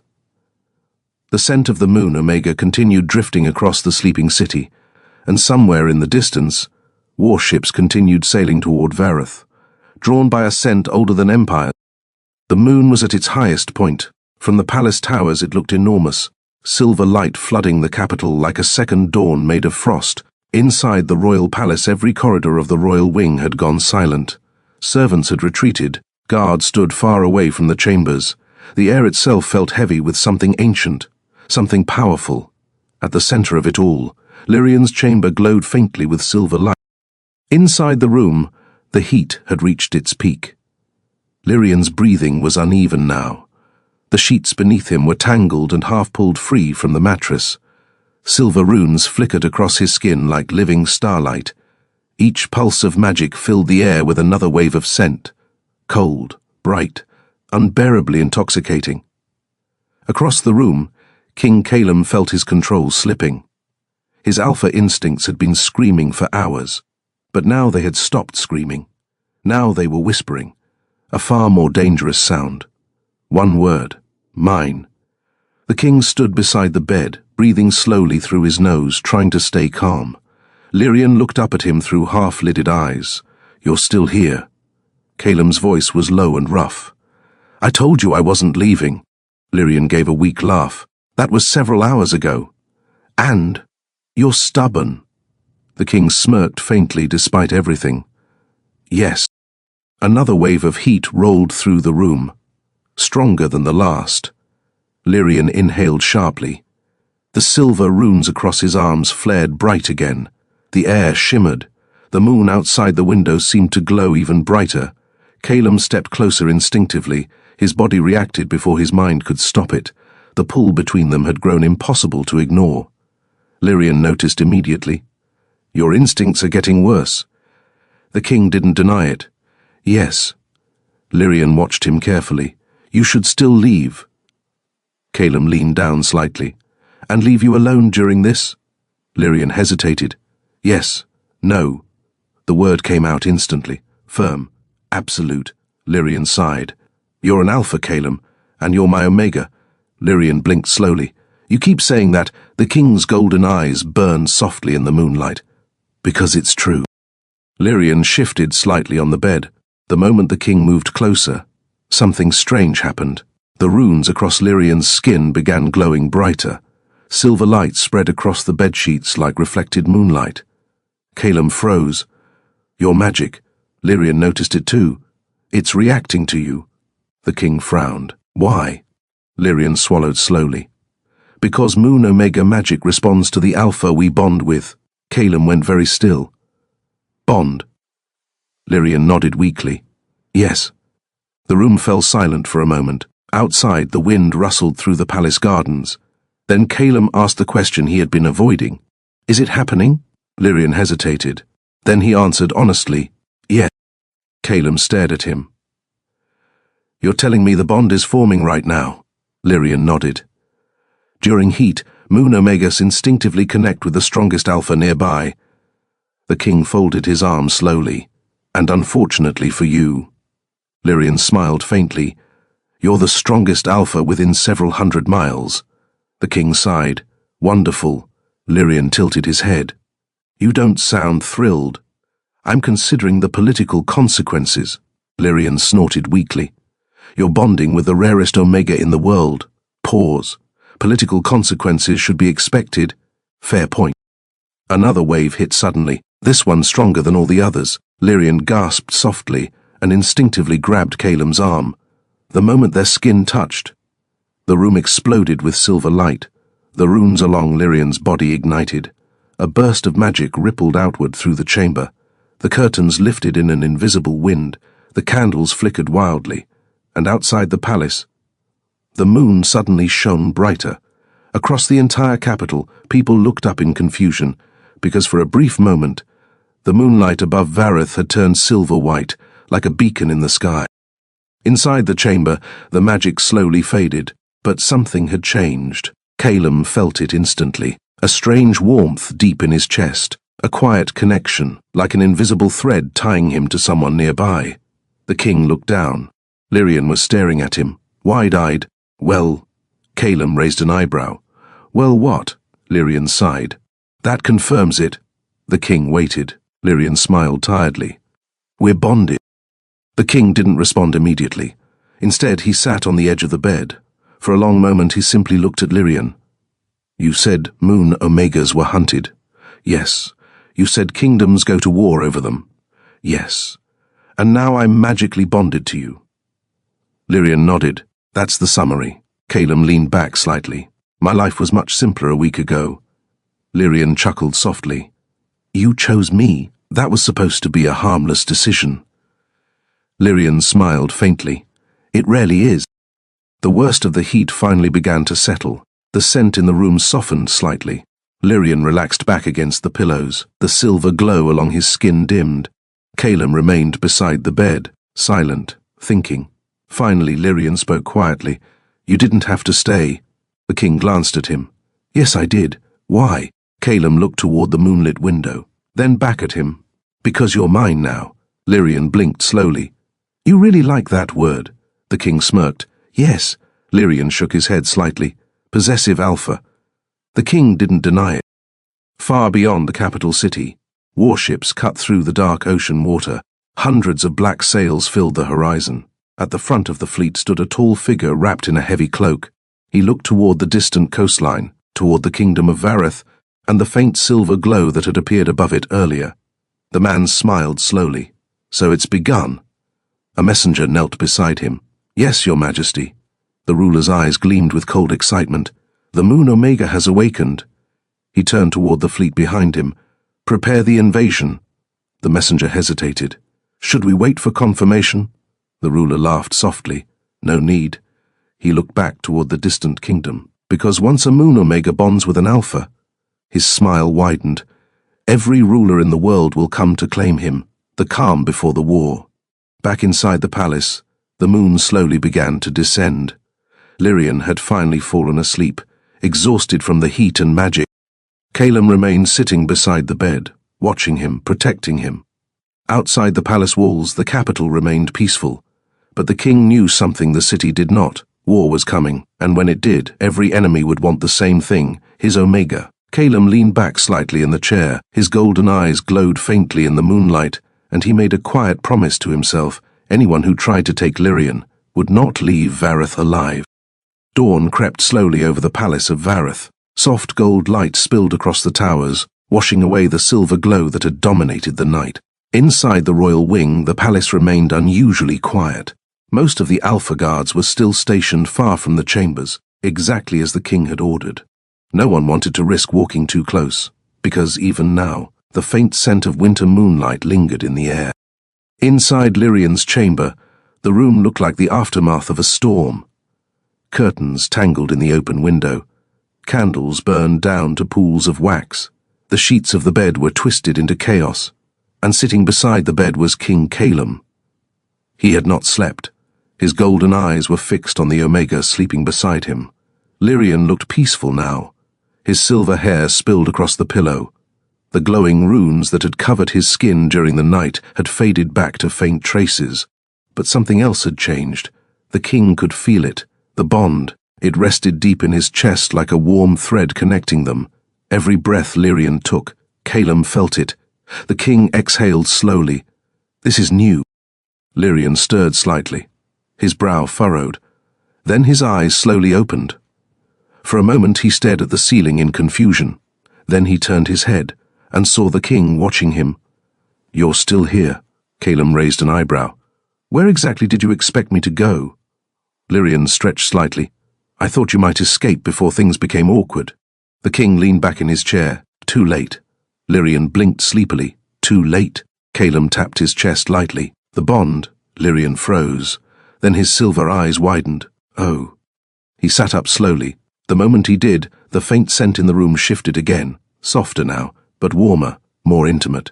Lyrian pressed a hand lightly against his chest. It really happened. Yes, you stayed. Yes. Lyrian stared at him quietly for a moment. Then he smiled faintly. You're ridiculous. Calum smirked. So, I've been told. Lyrian slid his legs over the side of the bed. The moment his feet touched the floor, Calum felt a strange tug in his chest. Not painful, just awareness. The king frowned slightly. You moved. Lyrian looked amused. Yes, I felt it. Lyrian tilted his head. You're feeling the bond already. Calum crossed his arms. I don't like it. Lyrian chuckled. You will. The king raised an eyebrow. Oh, yes. Lyrian stood slowly, then paused. Actually. The king narrowed his eyes. What? Lyrian looked slightly embarrassed. The heat isn't completely over. Calum stared. You're joking. Lyrian shook his head. No. The scent in the room deepened again slightly, not overwhelming like last night, but enough to make the king's alpha instinct stir again. Lyrian sighed. Moon Omega heats usually last several days. The king leaned back in his chair again. Of course they do. For a while neither of them spoke. Morning sunlight filled the room now. Lyrian leaned against the open window, letting the cold air brush against his face. Calum watched him quietly. Something had changed between them. The bond made it impossible to ignore. Finally Lyrian spoke. You didn't have to stay through the worst of it. The king shrugged slightly. I know. Why did you? Calum considered the question, then answered honestly, because leaving you alone felt wrong. Lyrian looked at him softly. That's the bond. Calum shook his head. No. He stood up slowly. That was before the bond formed. Lyrian blinked. Oh. The silence between them suddenly felt different, warmer, more complicated. The scent in the room slowly deepened again. Lyrian noticed the king watching him. Calum, yes? You're staring again. The king didn't look away. You're glowing. Lyrian sighed. That's the magic. No. The king stepped closer. That's you. Lyrian blinked in surprise. The alpha instincts inside Calum stirred again. Not wild like the night before, but steady, protective, possessive. He reached out slowly and brushed a strand of silver hair away from Lyrian's face. The touch was gentle, but the bond reacted instantly. A warm pulse spread through both of them. Lyrian's breath caught slightly. That's dangerous. Calum's voice dropped. Why? Lyrian gave a quiet laugh. Because the heat isn't finished. The king leaned closer. Good. Lyrian raised an eyebrow. You're not even trying to resist anymore. Calum smirked. I tried that all night. Lyrian shook his head, amused. Possessive alpha. The king didn't deny. Meanwhile, the royal council had finally gathered again, and the rumors spreading through the palace were becoming impossible to ignore. The king never left the Omega's chamber. The scent filled the entire wing. Did the bond form? Duke Harrington rubbed his temples. If the king truly bonded with that Omega, another noble whispered nervously, then the entire continent will come for him.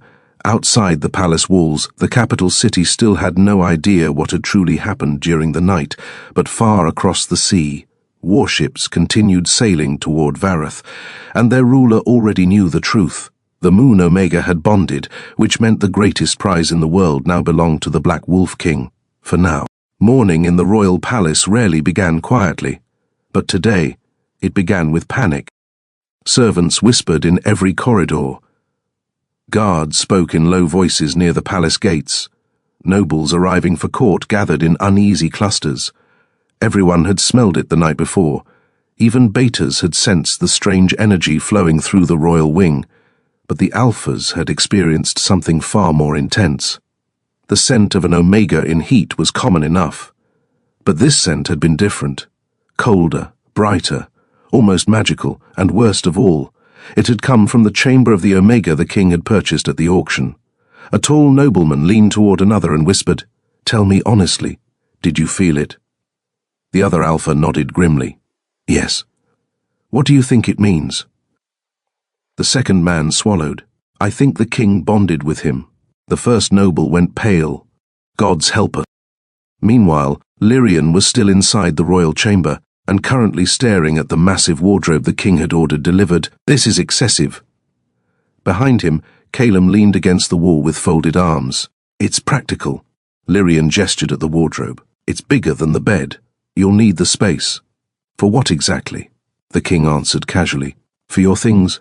Lyrian blinked. My things? Yes. Lyrian slowly turned to face him. Are you saying I live here now? Calum looked confused. You didn't before. Lyrian sighed deeply. You bought me 3 days ago. Yes. You discovered I was a moon omega 2 days ago. Yes. And last night we accidentally bonded. The king nodded calmly.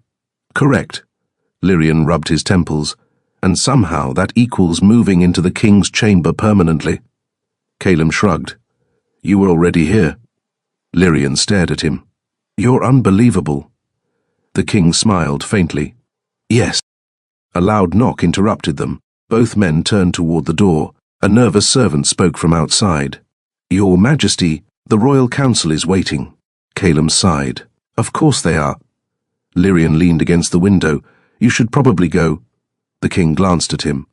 Are you coming? Lyrian blinked. To the royal court? Yes. Lyrian shook his head immediately. That sounds like a terrible idea. Calum smirked. Too late. The royal court hall was already packed with nobles when the doors opened. The room fell silent instantly, because King Calum had entered. But he wasn't alone. Beside him walked the silver-haired Omega. Lyrian looked calm, almost relaxed. But the moment he stepped into the room, every alpha present froze. The bond had changed his scent. It was softer now, but it carried a clear message. Claimed. Every alpha in the room felt it instantly. A duke slammed his hand on the council table. Your Majesty! Calum sat on the throne. Yes? The duke gestured toward Lyrian. What is the meaning of this? The king raised an eyebrow. He's standing. That's not what I meant. Another noble leaned forward. We all smelled the palace last night. Calum looked unimpressed. I would hope so. The windows were open. The room erupted with frustrated murmuring. Finally, Duke Harrington stood up. Your Majesty, forgive the bluntness, but we must ask. He pointed toward Lyrian. Did you bond with the Omega? The room went silent. Every alpha leaned forward, waiting. The king answered simply, yes. The court exploded. You bonded with him. That Omega is a moon Omega. Every kingdom will declare war. Do you realize what you've done? Lyrian quietly leaned against a pillar and watched the chaos unfold. He whispered toward the king. You weren't exaggerating. Calum leaned back on the throne. I rarely do. A furious noble pointed at Lyrian. That Omega could start a continental war. Lyrian raised his hand politely. Technically speaking, I wouldn't be the one starting it. The noble sputtered. You're the cause. Lyrian shrugged. That seems unfair. Suddenly, another alpha stood up. Tall, broad-shouldered. A commander of the royal army. His eyes burned with challenge. Your Majesty? Calum glanced at him. Yes, Commander Rice. The man stepped forward. With respect. Bonding with a moon Omega affects the entire kingdom. Calum's expression hardened slightly. Your point? The commander's voice dropped. Tradition allows alphas to challenge the claim. The court gasped. Lyrian blinked. Wait. He looked at the king. That's a thing? Calum sighed. Yes. Lyrian stared at him. And you didn't mention it. You didn't ask. The commander continued.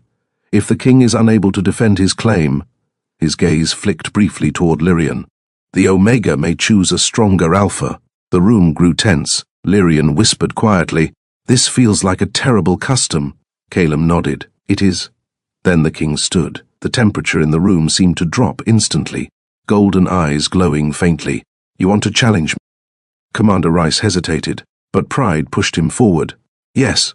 The room fell completely silent. Lyrian sighed. This is how wars start. Calum cracked his knuckles slowly. No. His gaze locked on the challenger. This is how they end. Before anyone could move, Lyrian suddenly raised his hand. Wait. The entire court turned to him. Lyrian looked mildly annoyed. I feel like my opinion should matter slightly in this situation. The nobles stared. The king raised an eyebrow. Fair. Lyrian walked calmly toward the throne, then leaned slightly toward Calum. Do you actually want to fight him? The king shrugged. It would be quick. Lyrian sighed, then turned toward the court. I'd prefer if the king didn't break my army commander before lunch. The room went silent.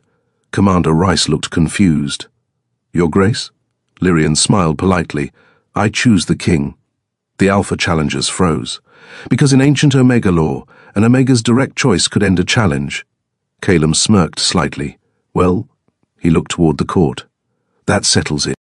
Far away across the ocean, black warships continued sailing toward Vareth. The fleet had grown larger overnight, more banners joining the armada, more kings and princes answering the same call, because the news had already begun spreading across the continent.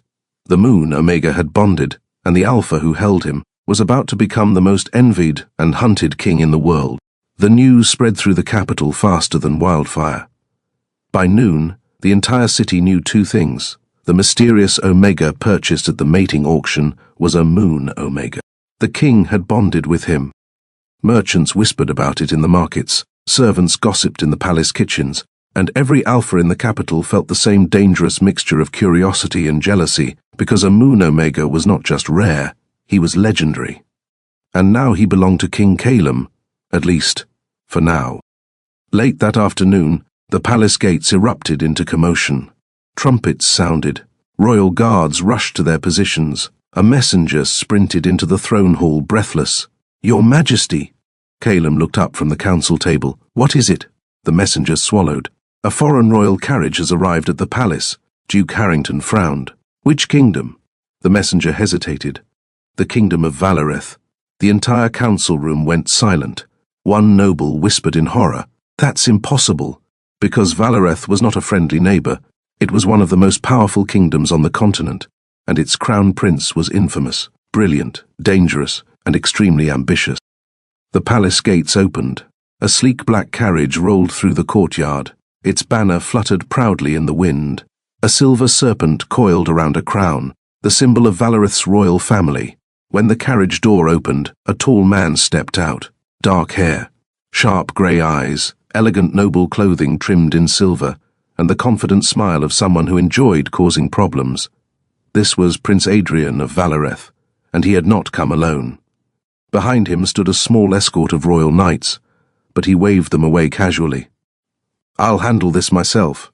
The prince looked up at the palace towers. His smile widened slightly. So this is where they're hiding you. Back inside the palace, the royal court had barely recovered from the morning's drama. Lyrian was currently sitting beside the king's throne, looking extremely unimpressed by the entire situation. Your court is exhausting. Calum leaned slightly toward him. You'll get used to it. I sincerely hope not, before the king could respond. The massive doors of the throne hall opened again.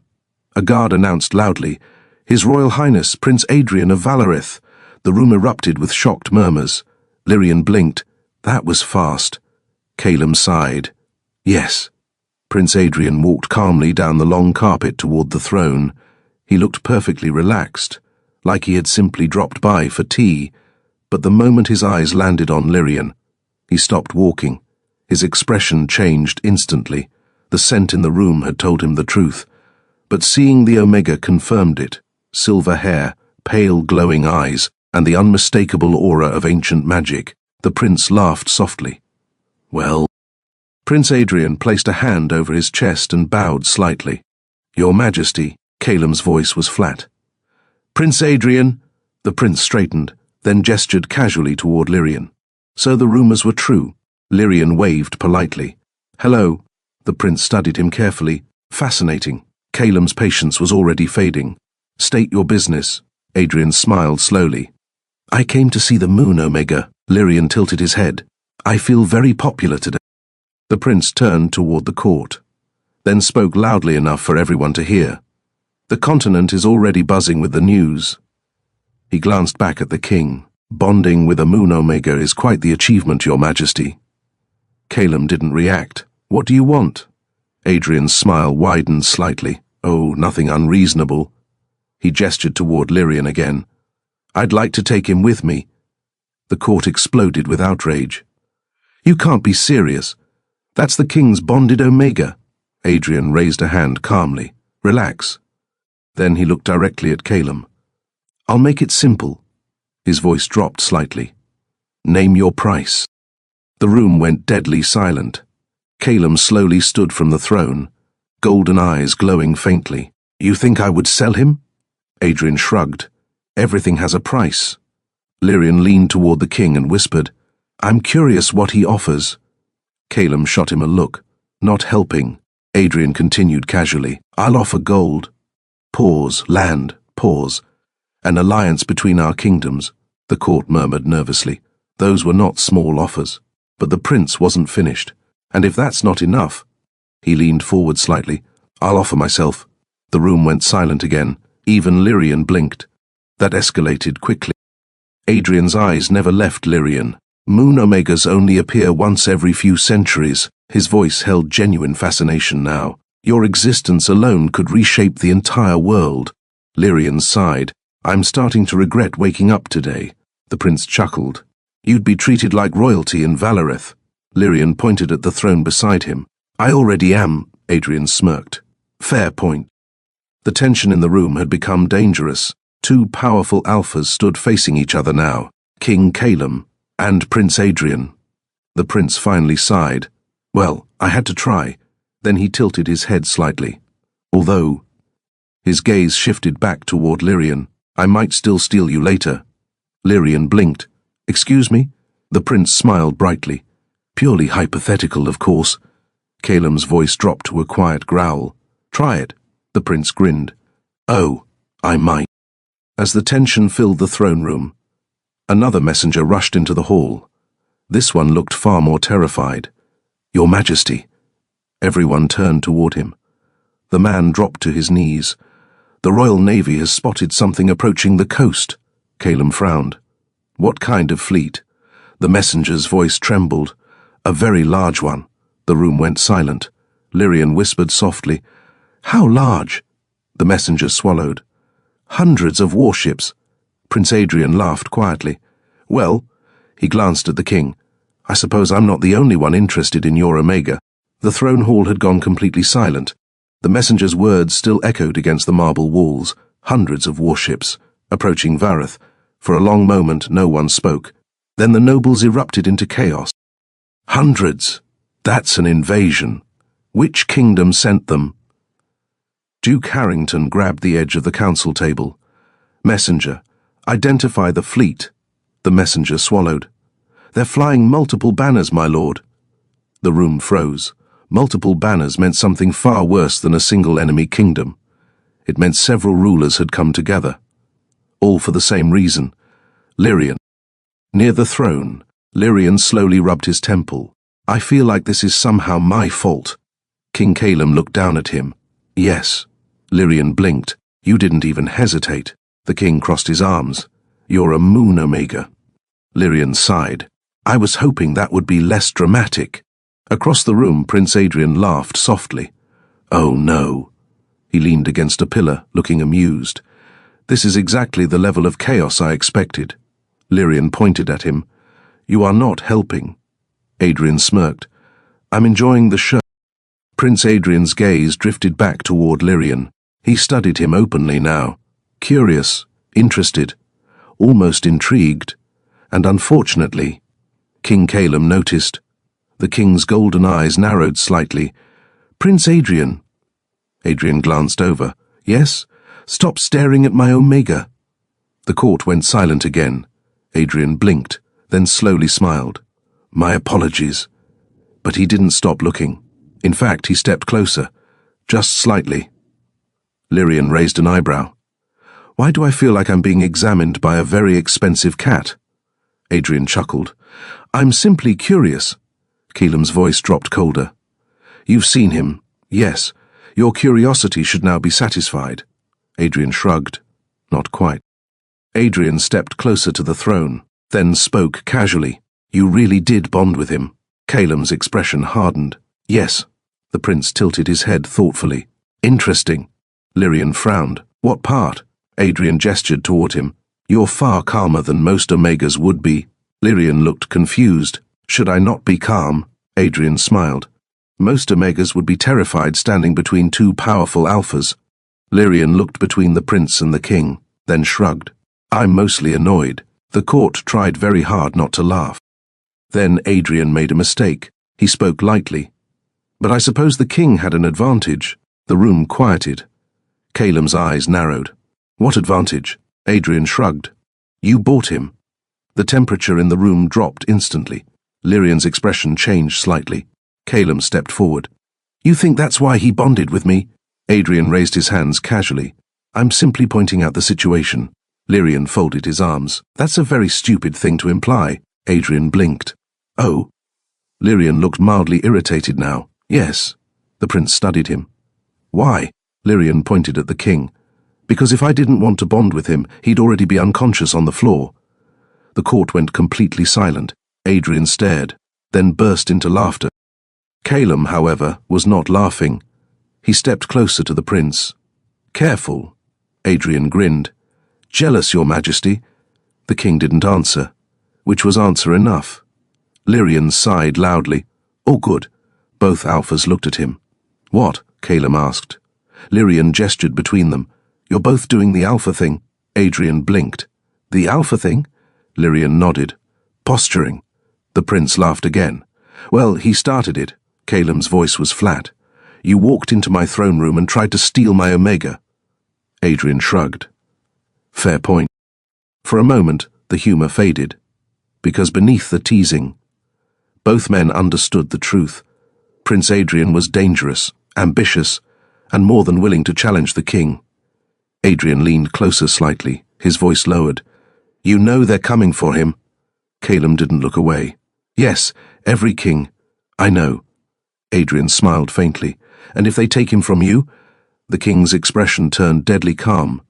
They won't. The prince studied him for a moment, then nodded slowly. Good. Lyrian blinked. Good? Adrian glanced back at him. Yes. Lyrian frowned. I thought you wanted to steal me. The prince shrugged. I might. Pause. But not from someone weak. Caelim smirked slightly. That's the nicest insult I've ever received. Another guard rushed into the hall. Your Majesty. The entire court turned. The fleet is closer now. Caelim stepped forward. How far? By sunset. They'll reach the outer harbour. The room erupted again. Lyrian leaned toward the king and whispered quietly, That feels very fast. Caelim nodded. Yes. Prince Adrian stretched lazily. Well. He looked toward the throne. I suppose this is where things become interesting. Lyrian sighed. I preferred the quiet part of the week. Outside the palace walls, the horizon had darkened. Ships filled the distant ocean, hundreds of black sails, dozens of royal banners, kings, princes, warlords, all sailing toward the same destination, because word had spread across the world. The moon Omega had awakened, and whoever controlled him would control the future. The sea outside Vareth had turned black with sails. From the palace balconies, the horizon looked like a forest of masts and banners. The invasion fleet had not slowed. If anything, more ships kept appearing. The capital city had begun preparing for war. Blacksmiths worked through the night. Soldiers rushed through the streets. Archers filled the city walls. And inside the royal palace, the tension had become suffocating. The royal council chamber was crowded again. Nobles argued loudly across the long table. Military commanders studied maps of the coastline. Messengers came and went every few minutes. At the center of the chaos sat King Caelim. His golden eyes moved across the room calmly, but the aura around him had become colder, more dangerous. Beside the throne, Lyrian sat with his legs crossed, quietly observing the disaster he had apparently caused. You know, Lyrian said casually, for a kingdom preparing for war, everyone here is very dramatic. Duke Harrington glared at him. This is not amusing. Lyrian shrugged. I never said it was. Across the room, Prince Adrian lounged in a chair like a man attending a theatre performance. This is very entertaining, actually. Caelim shot him a look. You're enjoying this far too much. Adrian smiled. Oh, absolutely. One of the generals slammed his fist on the table. We need to know which kingdoms are involved. A soldier pointed to the naval reports. So far, we've confirmed at least 4 banners. He pointed at each symbol. The Iron Kingdom of Durnhold, the Desert Empire of Saril, the Merchant Alliance of Syrath, and, the soldier hesitated, the Northern Wolf clans. The room went quiet. Caelim's gaze sharpened. The Wolf clans? The soldier nodded. Yes, Your Majesty. Lyrian looked curious. Are they important? Adrian chuckled. Oh, extremely. He leaned forward slightly. The northern wolf clans produce the strongest alphas on the continent. Lyrian blinked. Great. Another messenger rushed into the room. Your Majesty! Everyone turned. A small fleet has separated from the main armada. Calum frowned. Who? The messenger handed him a letter sealed in black wax. The leader requested an audience. Calum broke the seal and read the message, then sighed. Of course. Lyrian leaned over slightly. What? Calum handed him the letter. Lyrian read it aloud. Lord Kael of the Northern Clans requests permission to enter the capital and personally meet the Moon Omega. The room erupted again. Adrian laughed. Oh, this just keeps getting better. Lyrian looked confused. Who is Lord Kael? Duke Harrington answered grimly. The strongest alpha in the Northern Territories. Another noble added quietly, he's defeated 3 kings in combat. Adrian smiled. And he's extremely stubborn. Lyrian sighed. Why do all the terrifying alphas want to meet me? Calum muttered under his breath. Because you smell like destiny. Lyrian blinked. That's a terrible explanation. The doors opened again. But this time, the person entering was familiar. A tall woman in royal armor stepped inside the council chamber. Silver hair tied back tightly, sharp blue eyes. This was General Selene, commander of the Royal Guard. She stopped beside the throne. Your Majesty, Calum nodded. Report. Selene placed a map on the table. The harbour defences are ready. She pointed to the coastline. Ballistae along the walls, warships guarding the port, and the city gates are sealed. Lyrian raised his hand politely. Question. Selene looked at him. Yes? If hundreds of kings want to steal me, are those defences actually enough? Selene stared at him for a moment, then answered honestly, Probably not. Lyrian sighed deeply. Excellent. The room had grown tense again. Everyone focused on strategy, but something strange began happening. Lyrian suddenly felt a strange warmth spreading through his chest. He frowned slightly. That's new, Calum noticed instantly. What is? Lyrian pressed a hand to his chest. My magic. Adrian looked interested. Oh? The air in the room shimmered faintly. Then, silver light flickered across Lyrian's skin. The glowing runes returned, brighter than ever before.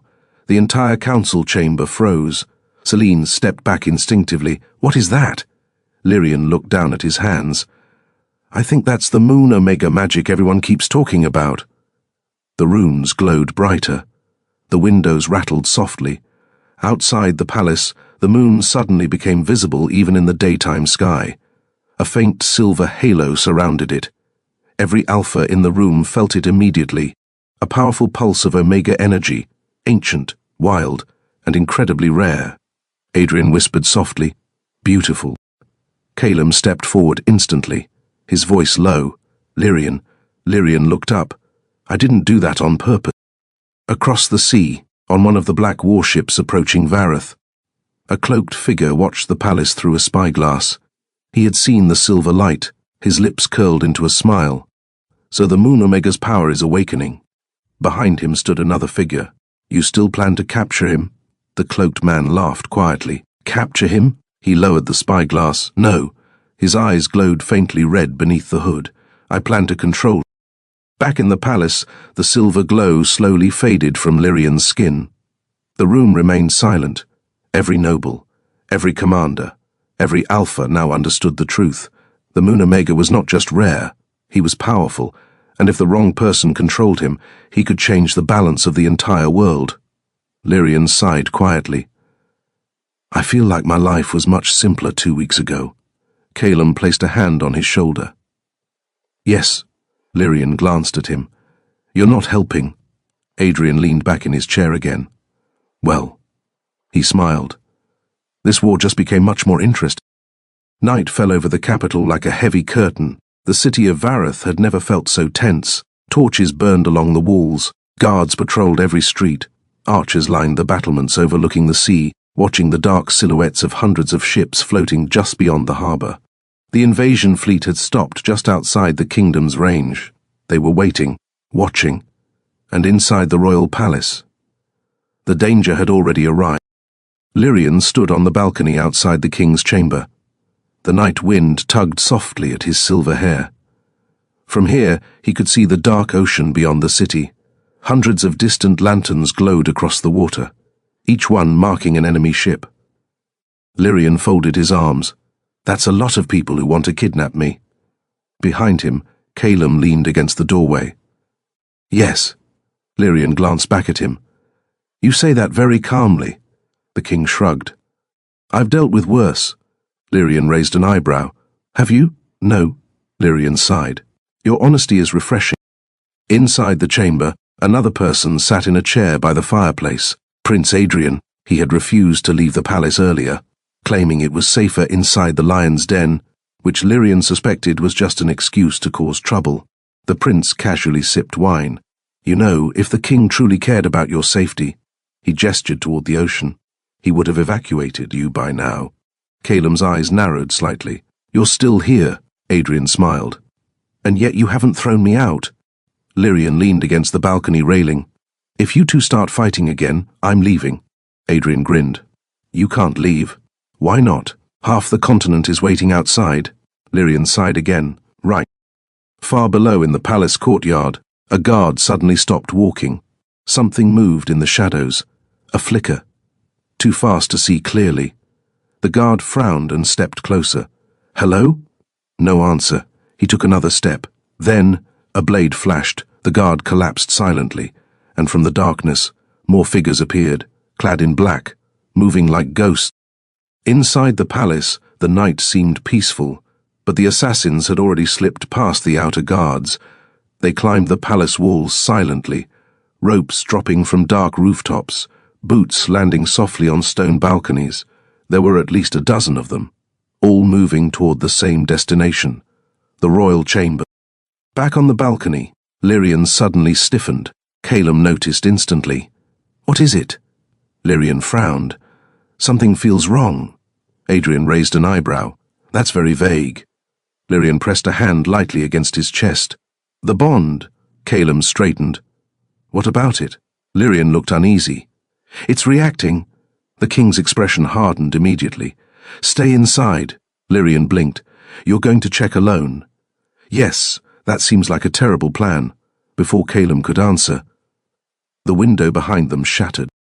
Glass exploded across the room. 3 masked figures burst through the window, blades drawn, moving directly toward Lyrian. Adrian dropped his wineglass instantly. Well, he stood up smoothly. That answers the mystery. Calum moved faster than anyone in the room expected. The first assassin barely had time to react before the king grabbed his arm and slammed him into the floor. The second attacker lunged toward Lyrian, but Adrian stepped in the way. Their blades clashed violently. Lyrian stared. You know how to fight? Adrian smirked while blocking another strike. I'm a prince, not a decoration. More assassins poured into the room, at least 6 now. The chamber turned into chaos, steel clashing, furniture breaking. Calum knocked another attacker into the wall, but more kept coming. Lyrian stepped back instinctively, then felt the strange warmth again. The moon Omega magic reacting. His silver runes flickered faintly across his arms. One assassin lunged directly toward him. Lyrian raised his hand without thinking. The room exploded with silver light. A burst of magic blasted the attacker backward across the chamber. Everyone froze, even the assassins. Lyrian blinked down at his glowing hand. I did that again. That moment of surprise was enough. Calum used it instantly. Within seconds, the remaining assassins were either unconscious or fleeing. The room fell silent. Broken furniture littered the floor. The shattered window let cold wind rush inside. Adrian wiped a drop of blood from his lip. Well, he glanced at Lyrian. That was impressive. Lyrian still looked confused. I didn't mean to do that. Calum walked over to him immediately. Are you hurt? Lyrian shook his head. No. Then paused. But I think my magic is getting stronger. Adrian leaned against the wall again. Oh, it definitely is. General Celine rushed into the room moments later with several guards. She stopped when she saw the unconscious assassins. Your Majesty, Calum pointed at the nearest one. Check their insignias. Celine pulled back the assassin's sleeve, revealing a tattoo burned into the skin, a black crescent moon. The general frowned. I've never seen this symbol before. Adrian stepped closer. His expression had become serious. I have... Everyone looked at him. Lyrian frowned. What does it mean? Adrian's voice dropped quietly.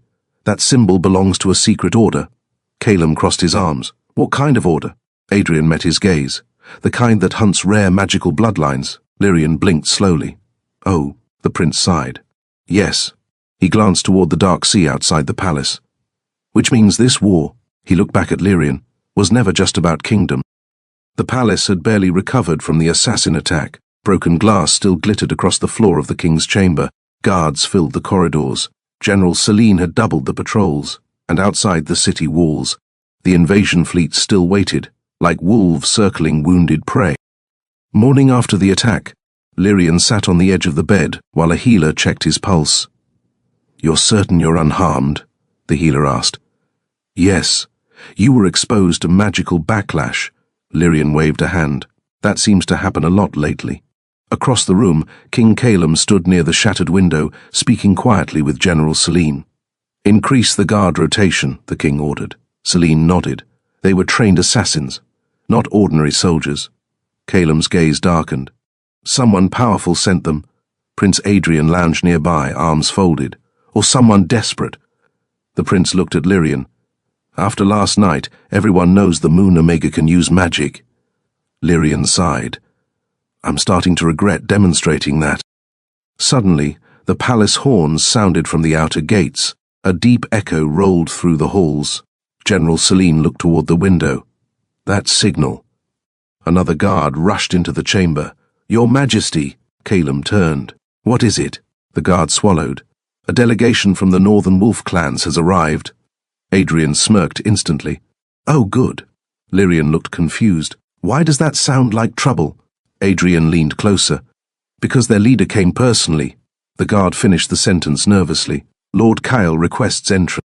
The throne hall filled quickly again. Nobles gathered along the walls. Soldiers stood alert beside every column. When the massive doors opened, the room went silent. The man entering was enormous, tall, broad-shouldered. His dark cloak carried the symbol of the wolf clans. His long black hair was tied behind his neck, and his sharp amber eyes scanned the room like a predator studying prey. This was Lord Kale, the strongest alpha of the Northern Territories. Behind him walked several warriors from the clans, but none of them spoke. Their leader stepped forward alone. Kyle stopped in the center of the throne hall. His gaze lifted toward the throne, to the king. Then slowly, his eyes shifted and landed on Lyrian. The reaction was immediate. His nostrils flared slightly, because the scent confirmed what the rumors had promised. Moon Omega, rare, powerful, and bonded. Kyle's deep voice echoed across the hall. So it's true, Lyrian blinked. Hello to you too, Prince Adrian laughed quietly. I like him already. Kyle's eyes moved to Calum. You're the king who bonded him. Calum's voice was calm. Yes. The two alphas stared at each other for a long moment. The tension in the room grew thick. Every alpha present felt it. A silent dominance challenge. Finally, Kyle nodded slowly. Good. Lyrian tilted his head. That's not the reaction I expected. Kyle's gaze returned to him. Moon Omegas shouldn't belong to weak men. Adrian choked on his wine. Oh, this will be fun. Kyle stepped closer, just enough to examine Lyrian more carefully. His eyes moved across the silver hair, the faint glowing runes, the unmistakable aura of magic. Then he spoke directly to Lyrian. You're stronger than I expected. Calum's voice dropped dangerously. That's close enough. Kyle looked amused. Relax, King. The Northern Alpha smirked slightly. I'm only looking. Lyrian sighed loudly. Why does everyone keep saying that? Adrian raised a finger. I warned you. Later that night, the palace finally quieted again. The court had dispersed. The visiting delegations had been given chambers, and Lyrian returned to the king's room. He leaned against the balcony railing. Your world is exhausting. Calum stepped beside him. You're part of it now. Lyrian glanced at him. Apparently, the moon hung high above the palace again. Silver light touched Lyrian's skin. The faint runes shimmered softly. The bond between them pulsed quietly. Calum reached out, brushing his fingers gently through Lyrian's hair. The touch sent warmth through both of them. Lyrian's breath caught slightly. That bond really is annoying. The king's voice lowered. You don't hate it. Lyrian smiled faintly. No. The tension between them deepened, closer, warmer, dangerous in a very different way than the battles outside the palace walls. Lyrian leaned closer. You realize the heat still isn't completely gone. Caelim's eyes darkened. I noticed. The air between them grew charged, the bond reacting again. Lyrian's hand rested lightly against the king's chest. Then maybe, he whispered softly, you should stop pretending you're resisting. Caelim pulled him closer. The moonlight spilled across them, and the rest of the night disappeared quietly behind the palace curtains. Meanwhile, in another wing of the palace, Prince Adrian sat at a window overlooking the sea. Lord Kyle stood nearby. Neither man spoke for a moment. Finally Kyle said, You want the Omega too? Adrian smiled faintly. Of course. Kyle crossed his arms. So do I. The prince looked amused. That makes 3 of us. Outside the palace walls, the invasion fleet waited, and somewhere among those ships, the leader of the mysterious order-hunting moon Omegas prepared his next move, because the game for the rarest Omega in the world had only just begun. The palace did not sleep that night. Torches burned along every corridor. Guards stood at every staircase. The attack from the assassins had changed everything. No one trusted the shadows anymore. But inside the royal wing, a different kind of tension had begun to grow.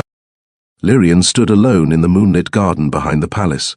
Silver light washed across the white stone paths. The air smelled faintly of night flowers, and, unfortunately, also of 3 very powerful alphas nearby. Lyrian sighed to himself. This was a terrible idea. He had only come outside to escape the chaos inside the palace. Instead, he'd walked straight into something worse. Footsteps approached behind him, deep, heavy, confident. He didn't need to turn around to know who it was. Lord Kale. The Northern Alpha stopped a few feet away. You shouldn't be alone. Lyrian folded his arms. I wasn't planning to be followed either. Kyle smirked slightly. The scent of a moon Omega isn't easy to ignore. Lyrian turned slowly. That sentence has been said far too many times today. Before Kale could respond, a second voice spoke from the garden archway. Careful, Lord Kale. Prince Adrian leaned casually against the stone pillar. You're starting to sound like a very hungry wolf. Kale's eyes shifted toward him. And you're starting to sound like a jealous prince. Adrian laughed softly. Oh, I am absolutely jealous. Lyrian groaned quietly. Please don't start. The moon rose higher above the garden. Silver light touched Lyrian's skin, and the faint glowing runes returned, soft, shimmering. Both alphas noticed instantly. Their attention snapped back to him. The air grew thicker, charged. Lyrian felt it too. The bond with Caelim pulsed in his chest again, and unfortunately, so did the strange pull his magic seemed to have on other alphas. Kyle stepped closer. Your power is growing. Adrian nodded, much faster than expected. Lyrian pinched the bridge of his nose. Why does everyone keep studying me like I'm a magical experiment? Then a familiar voice cut through the tension. You're supposed to be resting. King Caelim stepped into the garden. His golden eyes moved instantly between the 2 other alphas standing near Lyrian. His expression darkened slightly. And you 2 are supposed to stay away from him. Adrian smiled. We're just talking. Kyle shrugged. Relax, King. Lyrian looked between the 3 of them, then sighed again. This is ridiculous, because the tension in the garden had become almost physical now. 3 powerful alphas, all standing far too close, all reacting to the same scent, the same magic. Adrian stepped forward slightly. You know, Your Majesty. His tone carried its usual playful edge. Moon Omegas are known to bond very deeply. Caelim narrowed his eyes. I'm aware. Kyle crossed his arms. In the northern clans, they say a moon Omega can handle more than 1 alpha bond. The silence that followed was immediate. Lyrian blinked slowly. That sounds like a very suspicious piece of folklore. Adrian chuckled. Oh, I like that tradition. Caelim glared at both of them. That tradition does not apply here. Lyrian raised a finger. Thank you. But the air had already changed. The bond magic pulsed again. Lyrian's runes glowed brighter under the moonlight. The alphas felt it instantly. A deep instinctive pull, not just desire, something older, more primal. Lyrian stepped back slightly. Okay, everyone calm down. Adrian leaned closer. Your magic is affecting us. Kyle nodded, strongly. Calum stepped forward immediately, placing a protective arm around Lyrian's waist. That's enough. Lyrian looked up at him. I wasn't planning to start an alpha war in the garden tonight. Adrian smirked. Shame. For a brief moment, none of them moved. The moonlight spilled across the garden. Lyrian stood between them, close enough to feel the heat of 3 alpha presences surrounding him. The bond with Calum pulsed again, warm, protective, and something in the air grew more intimate, more dangerous. Lyrian cleared his throat. You're all staring again. Adrian smiled. You're glowing again, Kyle added quietly, and the scent is stronger. Calum's arm tightened slightly around Lyrian's waist. Enough. Lyrian looked up at him. You're doing the possessive alpha thing again. Yeah. Finally, Lyrian pushed gently against the king's chest. Everyone go to sleep. Adrian laughed. You're dismissing 3 alphas? Yes. Kyle looked amused, bold. Lyrian pointed toward the palace. Out. Calum actually smiled faintly. Listen to him, Adrian sighed dramatically. Fine. As the 2 rival alphas left the garden, Adrian glanced back once. You know, he called lightly, this situation has potential. Kyle chuckled beside him. Dangerous potential. Lyrian buried his face in his hands. I regret everything. Far away on the dark ocean, the cloaked leader of the secret order stood on the deck of a warship. His red eyes glowed faintly in the night. The Moon Omega's magic is awakening faster than predicted. A servant knelt beside him. What are your orders? The man smiled slowly. Prepare the next stage. He looked toward the distant palace. Soon. His voice dropped to a whisper. The Moon Omega will belong to me. The night after the garden confrontation felt strangely quiet. Too quiet. The palace still buzzed with soldiers and messengers preparing for war, but inside the royal wing the halls had gone still. Lyrian had finally managed to escape the constant watch of nobles, generals, and overly curious alphas. For once, he was alone. Or at least, he thought he was. Lyrian sat on the edge of the large window seat in Calum's chamber, watching the moon rise slowly above the ocean. The fleet still waited beyond the harbour. Hundreds of ships, hundreds of rulers who wanted him. Lyrian rubbed his temple. My life was much simpler when I was ugly and ignored. He leaned back against the window frame, but then something strange happened. A sudden warmth spread through his body. Not the heat from before. This was different, deeper, stronger. Lyrian frowned. That's new. He pressed a hand against his stomach instinctively. The feeling wasn't painful, just unfamiliar. The chamber door opened quietly. King Calum stepped inside. He had clearly just returned from another council meeting. His cloak still carried the scent of sea wind and steel. The moment he entered the room, his eyes narrowed slightly. You're awake? Lyrian looked over. Unfortunately. Calum crossed the room. You should be resting. Lyrian tilted his head. That's becoming a very popular suggestion. The king stopped in front of him, then frowned. You smell different. Lyrian blinked. Excuse me? Calum leaned slightly closer. The bond between them pulsed faintly again. His voice lowered. It's subtle. Lyrian crossed his arms. Subtle how? The king hesitated. Warmer. Lyrian stared at him. That's not helpful. The strange warmth inside Lyrian deepened again.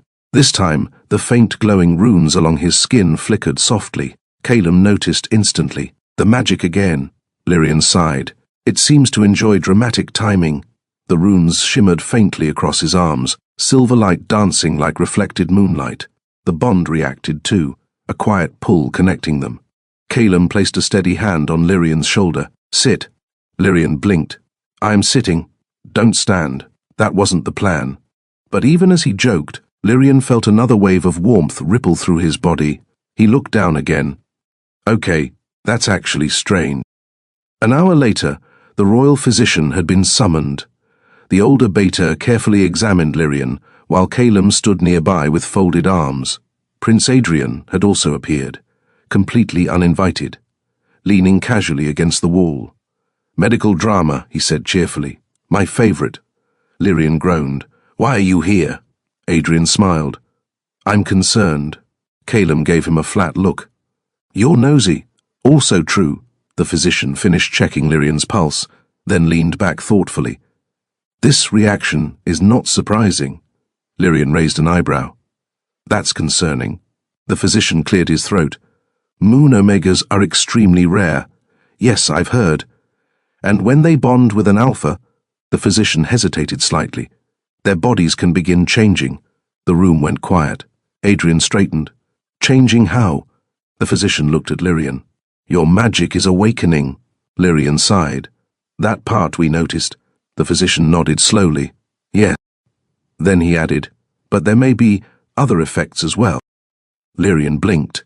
Define other effects. The physician carefully chose his words. Moon omegas have historically had a very strong reproductive ability. Adrian nearly choked on his drink. Oh, Calem's expression froze. Lyrian stared at the physician. You're saying what I think you're saying. The physician nodded. It is possible. Silence filled the chamber. Adrian slowly grinned. Well, he looked at Calem. That was fast. Calem's voice turned dangerously quiet. Adrian. The prince raised his hands. I'm just observing. Lyrian buried his face in his hands. This is the worst conversation I've ever had. The physician left shortly afterward, leaving the room strangely quiet again. Adrian stretched lazily. Well, that was enlightening. Lyrian glared at him. You're enjoying this far too much, of course. Calem had remained silent the entire time. Finally, Lyrian looked at him. You're thinking very loudly. The king exhaled slowly. It's only a possibility. Yes. You're not certain. Yes. The king ran a hand through his hair. This complicates things. Lyrian snorted. Things were already complicated. Outside the palace, on the dark sea beyond the harbour, the mysterious cloaked leader of the secret order watched the palace through a spyglass. One of his followers approached. The fleet is ready. The man lowered the glass. Good. And the Moon Omega? The leader smiled faintly. His magic is awakening. He turned toward the horizon. Which means the time has come. Back in the palace chamber, Lyrian stood near the window again. The strange warmth had faded slightly, but the feeling remained. Different. New. He looked toward the moon above the sea. My life was definitely easier before all this. Behind him, Calem stepped closer. The king's voice softened slightly. You're not facing it alone. Lyrian glanced back. That's reassuring. But far beyond the palace walls, the real danger had only just begun. A storm rolled over the capital that night. Dark clouds swallowed the stars. Thunder rumbled across the sea where the invasion fleet waited like patient predators. Inside the palace, the air felt heavy with unease. Something was wrong. No one could quite explain it, but everyone felt it. Lyrian could not sleep. The strange warmth in his body had returned again. But this time it came with something else. Pain, not sharp, not unbearable, just unsettling. He sat on the edge of the bed in Calem's chamber, one hand resting against his stomach. This is very suspicious. The door opened quietly. King Calem stepped inside. He stopped the moment he saw Lyrian awake. You should be resting. Lyrian sighed. I tried. Calem crossed the room. What's wrong? Lyrian hesitated. Something feels strange. The king immediately became alert. The magic again? Lyrian nodded slowly. Maybe, but before Calem could respond, a scream echoed through the palace. Both men froze. Another shout followed. Guards running through the halls. Calem was already moving. Stay here. Lyrian stood immediately. Not a chance. The king didn't argue this time. They rushed into the corridor just as General Selene appeared at the far end. Her armor was splattered with blood. Your Majesty! Calem's voice hardened. What happened?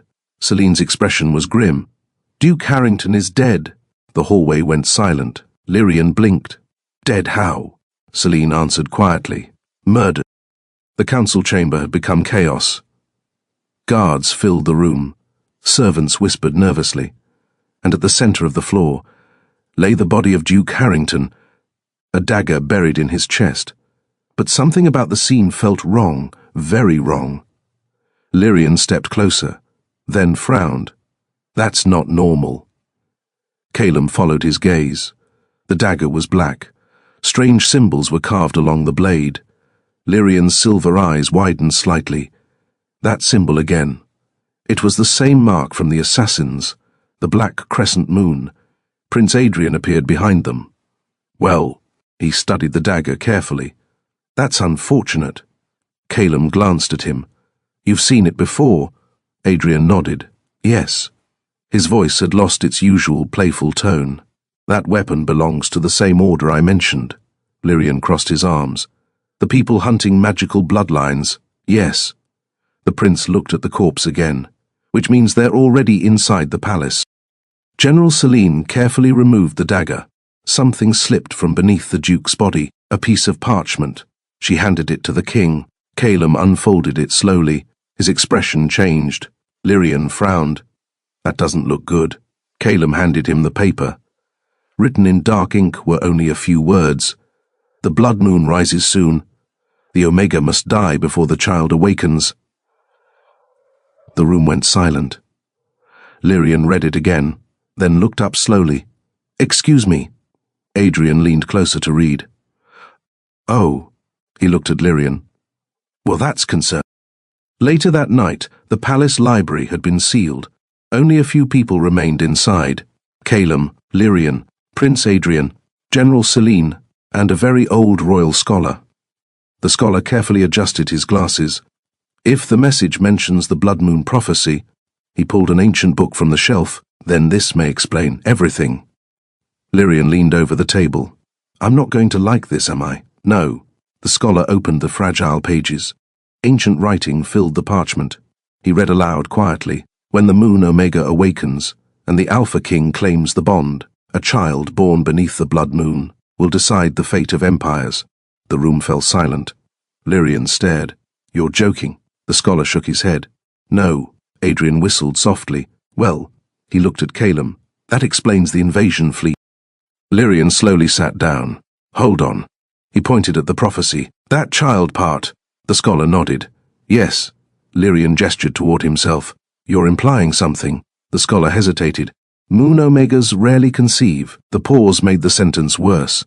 But when they do, the child often carries immense magical power. Lyrian groaned loudly. Oh, wonderful. Calum's expression had turned dangerously serious.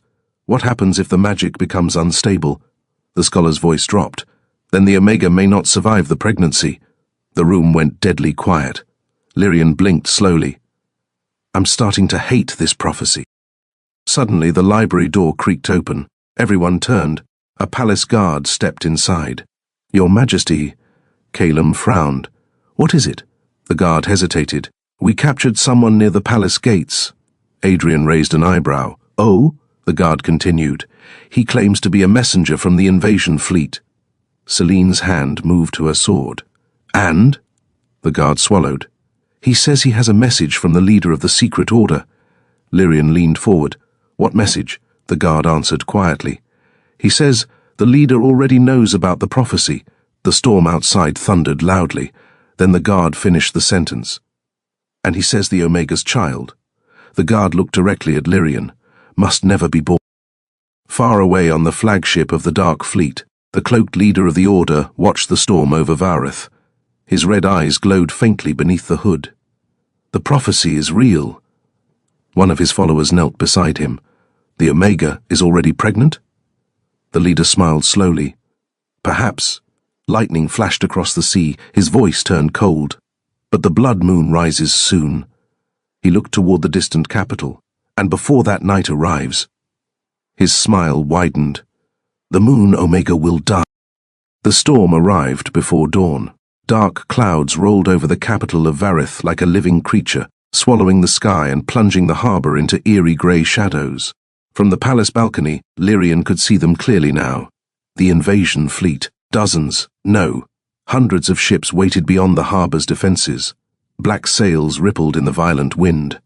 And at the center of the fleet stood the largest warship Lyrian had ever seen.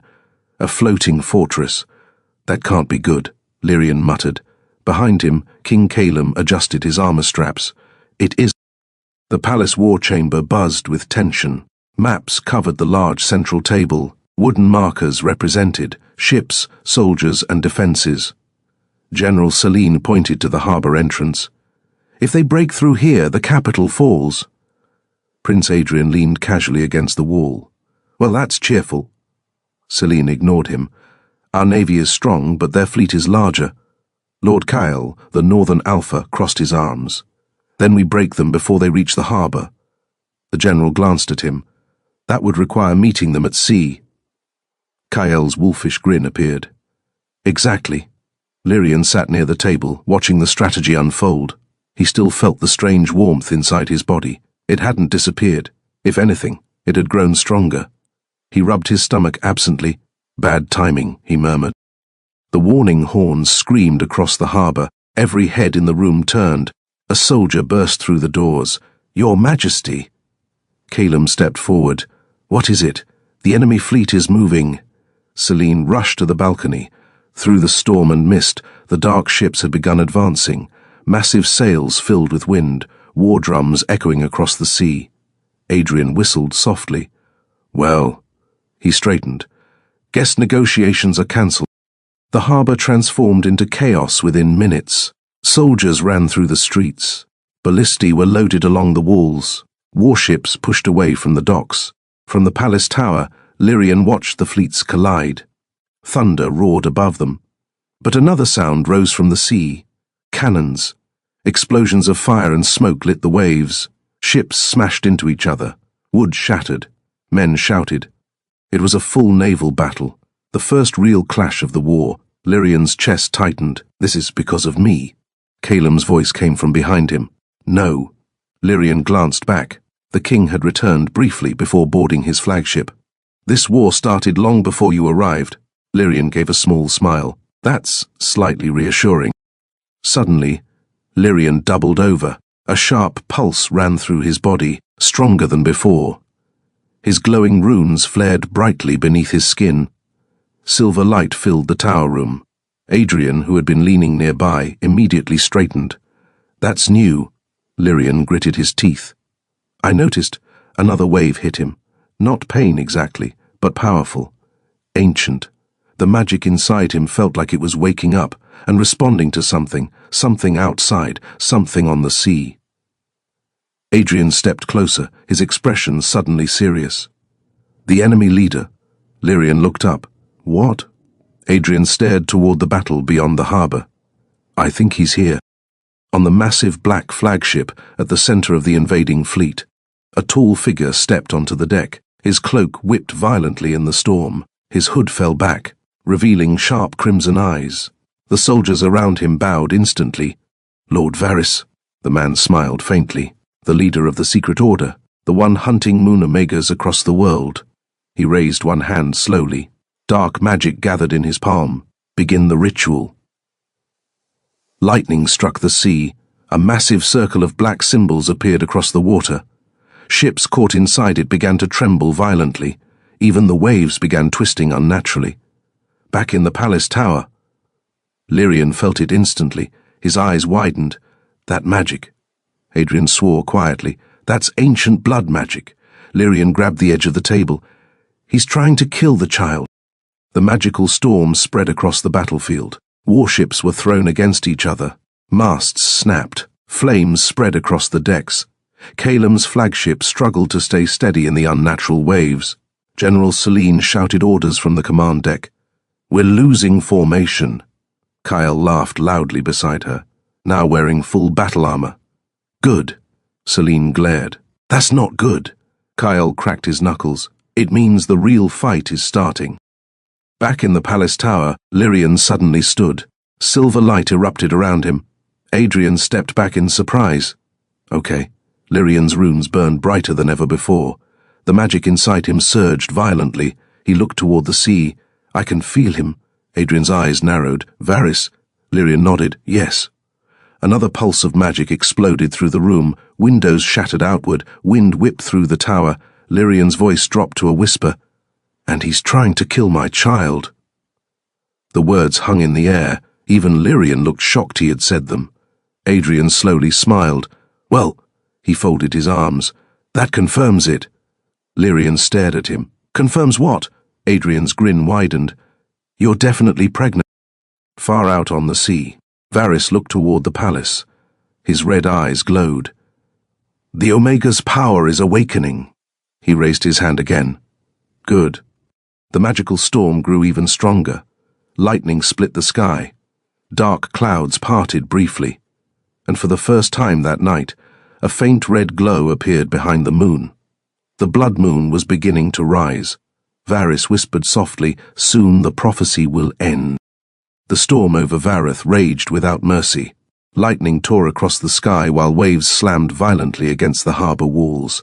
The naval battle still burned across the sea, ships ablaze, soldiers shouting, steel clashing beneath thunder. But inside the palace, a different battle had begun. Silver light filled the tower chamber. Lyrian stood at the centre of the room, glowing faintly as the runes along his skin burned brighter than ever before. Prince Adrian watched carefully, no longer smiling. "This magic, it's escalating." Lyrian's breath was uneven. "I can feel him, Varys." Yes, the connection was terrifyingly clear now, like a dark hand reaching across the ocean. Lyrian pressed a hand against his stomach instinctively. The warmth inside him pulsed again, stronger, alive. Adrian noticed the gesture.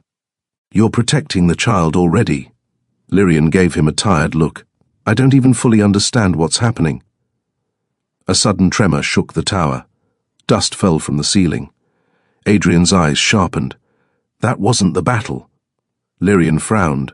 Then what was it? Before Adrian could answer, the door burst open. General Selene rushed inside. "Prince!" Adrian turned. "What happened?" Selene's voice was grim. "The palace gates have been breached." Lyrian blinked. "Breached?" Selene nodded. A group of enemy soldiers appeared inside the palace courtyard. Adrian frowned. "That's impossible. The gates never opened." Selene's voice lowered. "They didn't come through the gates." Lyrian felt a chill. "Then how?" Selene's answer came slowly. "They came from the underground passages." The room went silent. Adrian's expression darkened immediately. Those tunnels were sealed years ago. Yes. Selene met his gaze. Someone reopened them. The palace courtyard had become chaos. Guards fought against black-cloaked soldiers bearing the crescent symbol of the secret order. Bodies lay scattered across the marble tiles. Lyrian and Adrian reached the courtyard balcony just as another explosion of magic rocked the palace walls. Adrian scanned the battlefield. This wasn't a random infiltration. Lyrian nodded slowly. No, someone had planned this. Someone who knew the palace, the underground tunnels, the defenses, someone inside. As if summoned by that thought, a familiar voice echoed across the courtyard. Well, things escalated quickly. Lyrian froze. Adrian's expression hardened. Standing in the centre of the courtyard, holding a blood-stained sword, was Lord Kael, the Northern Alpha.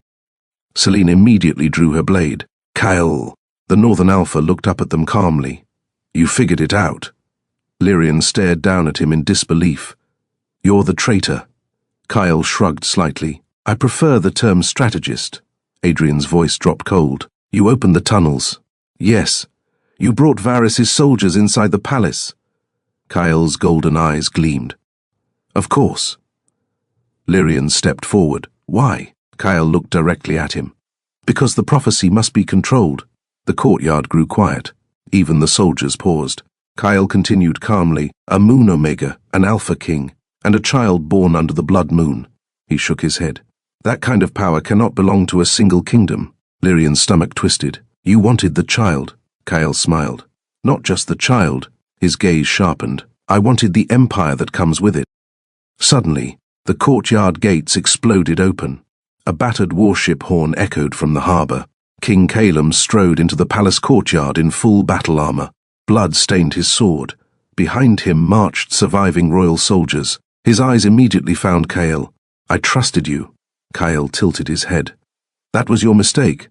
The two alphas faced each other across the courtyard. Pure dominance radiated between them. Lyrian felt the bond with Calum surge violently.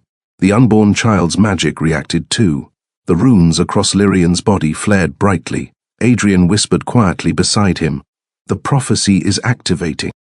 Thunder cracked across the sky. The clouds above the palace suddenly parted, revealing the moon. But it was no longer silver. It had turned red. The blood moon had risen. At that exact moment, a massive surge of magic erupted across the palace. Lyrian cried out as the power surged through him. Adrian grabbed his arm. "Lyrian!" Lyrian's voice trembled. "The child." The magic pulsed again. From the harbour, another dark voice echoed across the city. Cold, ancient, terrifying. Lord Varys had arrived. His magic spread across the battlefield like black fire. The blood moon rises. His red eyes locked onto the palace tower, and the moon Omega stands at its centre. Kyle smiled faintly, perfect timing. He raised his sword toward the balcony where Lyrian stood. "Kill the Omega." The soldiers of the secret order surged forward. Calum stepped in front of the palace doors, his sword raised, his voice thundered across the courtyard. "No one touches him." The final battle had begun. The blood moon hung over the capital like an omen. Its crimson light spilled across the palace courtyard, painting the marble floor in shades of red. Wind roared through the shattered gates. Flames from burning ships flickered in the distance across the harbour, and in the centre of the courtyard, the final battle began. King Calum stepped forward slowly. His armour was scratched and stained from the naval battle, but his stance remained steady, unyielding. Behind him stood the palace entrance. Behind that, Lyrian. The Alpha King lifted his sword. "No one passes." Across the courtyard, Lord Kyle laughed quietly. "You're still trying to protect him alone." Kyle rolled his shoulders, loosening the muscles of his massive frame. The Northern Alpha looked almost delighted. "I've been waiting for this." Prince Adrian appeared beside Calum. His usual relaxed smile had faded. "Well," he sighed, "this escalated quickly." The courtyard trembled with their presence. 3 powerful alphas, 3 dominant forces clashing beneath the blood moon. Calum spoke first. "You betrayed the kingdom." Kyle shrugged. "I improved my chances." Adrian crossed his arms. "You sold the world to a cult." Kyle's golden eyes flickered with amusement. "You misunderstand." His gaze moved toward the palace tower, toward Lyrian. "I'm simply claiming the future." Kyle moved first, fast, much faster than anyone expected for someone his size. His sword crashed against Calum's with explosive force.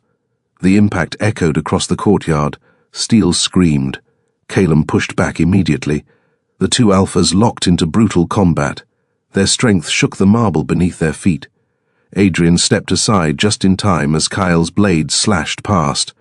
"Right," the prince muttered, "definitely not subtle." He drew his own sword.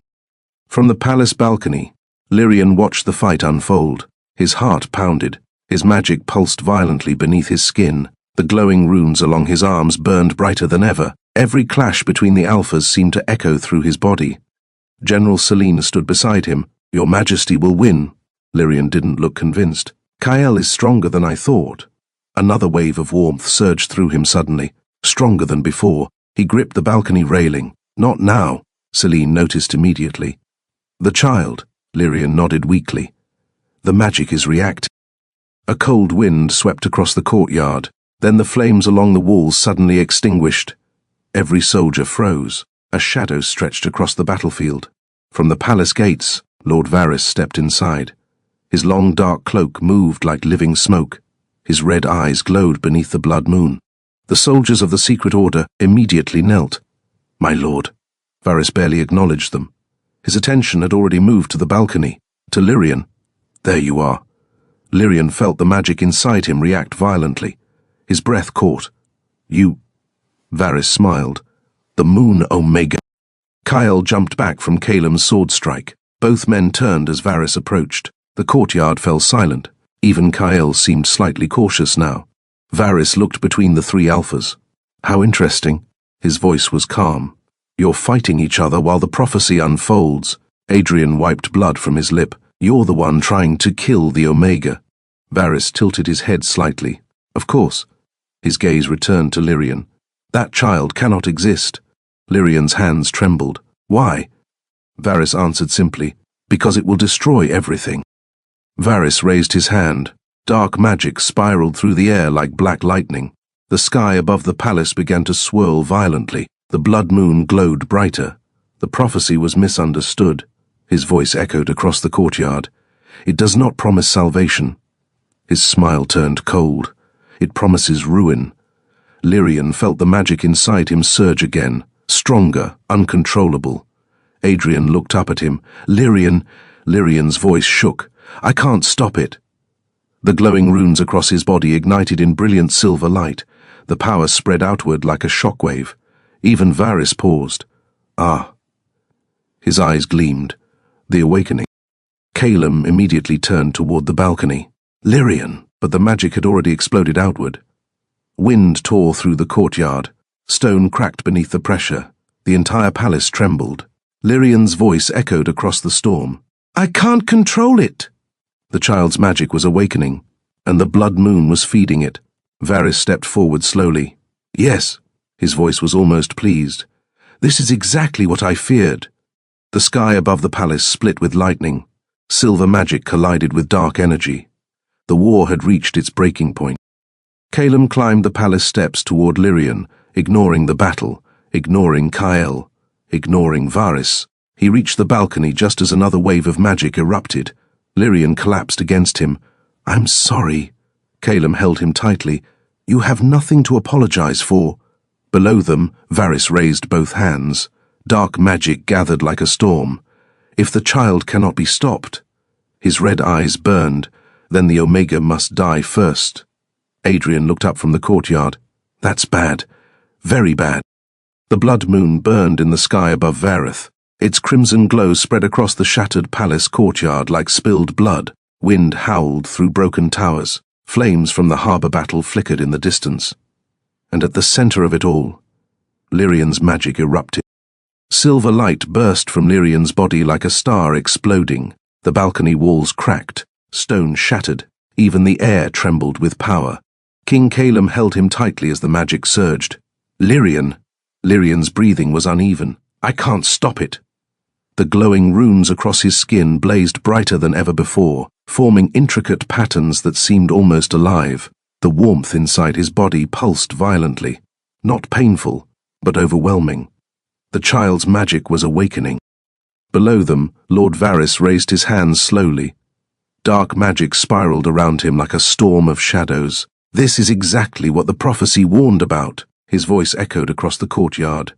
The child of the moon Omega will destroy the balance of the world. Prince Adrian wiped blood from his sword and looked up. You're very dramatic for someone trying to commit murder. Varys ignored him. His eyes locked onto Lyrian. If the Omega dies tonight, dark energy gathered in his palm. The prophecy dies with him. Kyle stepped back slightly, watching the scene unfold with sharp interest. But Calum moved first. He placed himself fully between Lyrian and the courtyard below. No. His voice was absolute. No hesitation, no fear.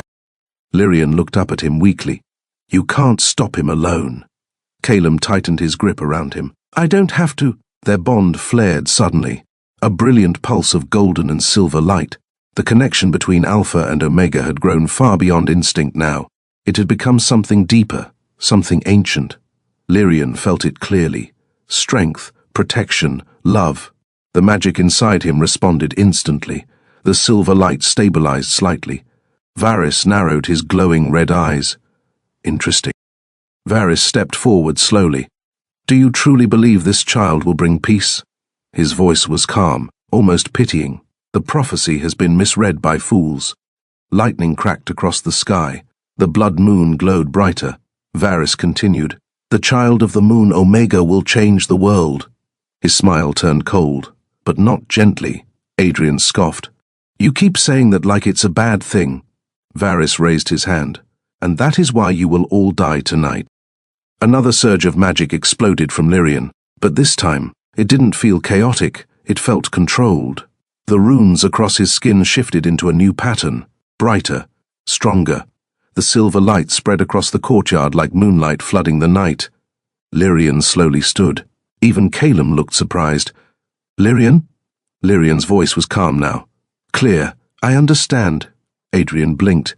That's usually not something people say during magical explosions. Lyrian looked down at the battlefield, at Varys, at Kyle, at the armies fighting in the courtyard. Then he spoke quietly. The prophecy was never about destruction. Varys's smile faded slightly. Oh? Lyrian raised his hand. Silver magic gathered like a rising tide. It was about balance. Varys immediately unleashed his magic.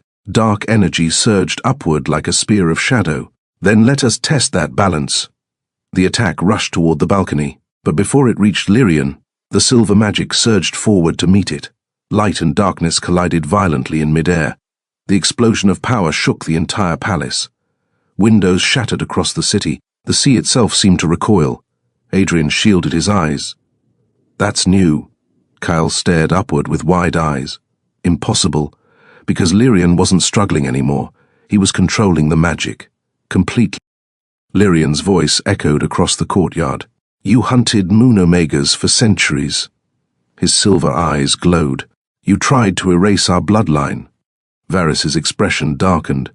Because your power is dangerous. Lyrian nodded slowly. Yes, the magic around him grew brighter, but it also protects. He lifted his hand, and the moonlight itself seemed to answer.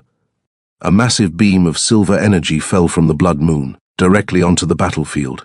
Varys raised every ounce of dark magic he possessed, but the moonlight was stronger, much stronger. The silver light engulfed Varys completely. The dark magic around him shattered like glass. His red eyes widened. No, for the first time. Fear appeared on his face. The moonlight consumed the darkness, and the leader of the secret order vanished in a storm of silver fire. The courtyard fell silent. The storm above the city began to fade, and the blood moon slowly dimmed. Lyrian collapsed, the magic finally fading from his body. Calum caught him instantly. Lyrian!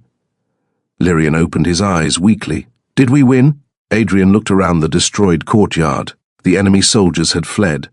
Kyle had vanished during the chaos. The palace still stood, and the storm was ending. Adrian smiled faintly. Yes. Lyrian sighed. Good. Then he added quietly, because I think the child is still coming. Calum blinked. What? Lyrian groaned. Soon. Dawn came slowly to the capital of Vareth. The storm had finally passed. Smoke drifted across the harbour where the remains of burned warships floated quietly on dark water. The palace courtyard was scarred with cracked stone and broken weapons, reminders of the battle that had nearly destroyed the kingdom. But the war was over. The soldiers of the secret order had fled during the chaos of the night, and their leader, Varys, was gone. For the first time since the blood moon rose, the city was silent. Inside the palace, healers rushed through the halls tending to wounded soldiers. General Selene oversaw repairs to the defences while exhausted guards finally allowed themselves a moment to breathe. Prince Adrian leaned lazily against a marble column in the royal hall, watching the controlled chaos. Well, he said with a small grin, that was dramatic. Selene crossed her arms. You're unusually calm after nearly dying. Adrian shrugged. I didn't die, though. His eyes flicked toward the royal chambers upstairs. Besides, his smile softened slightly. The real drama is happening up there. Inside the king's chamber, the atmosphere was very different. Quiet, tense. Lyrian lay on the large bed surrounded by royal healers. His silver hair spread across the pillows like moonlight. Sweat glistened on his forehead.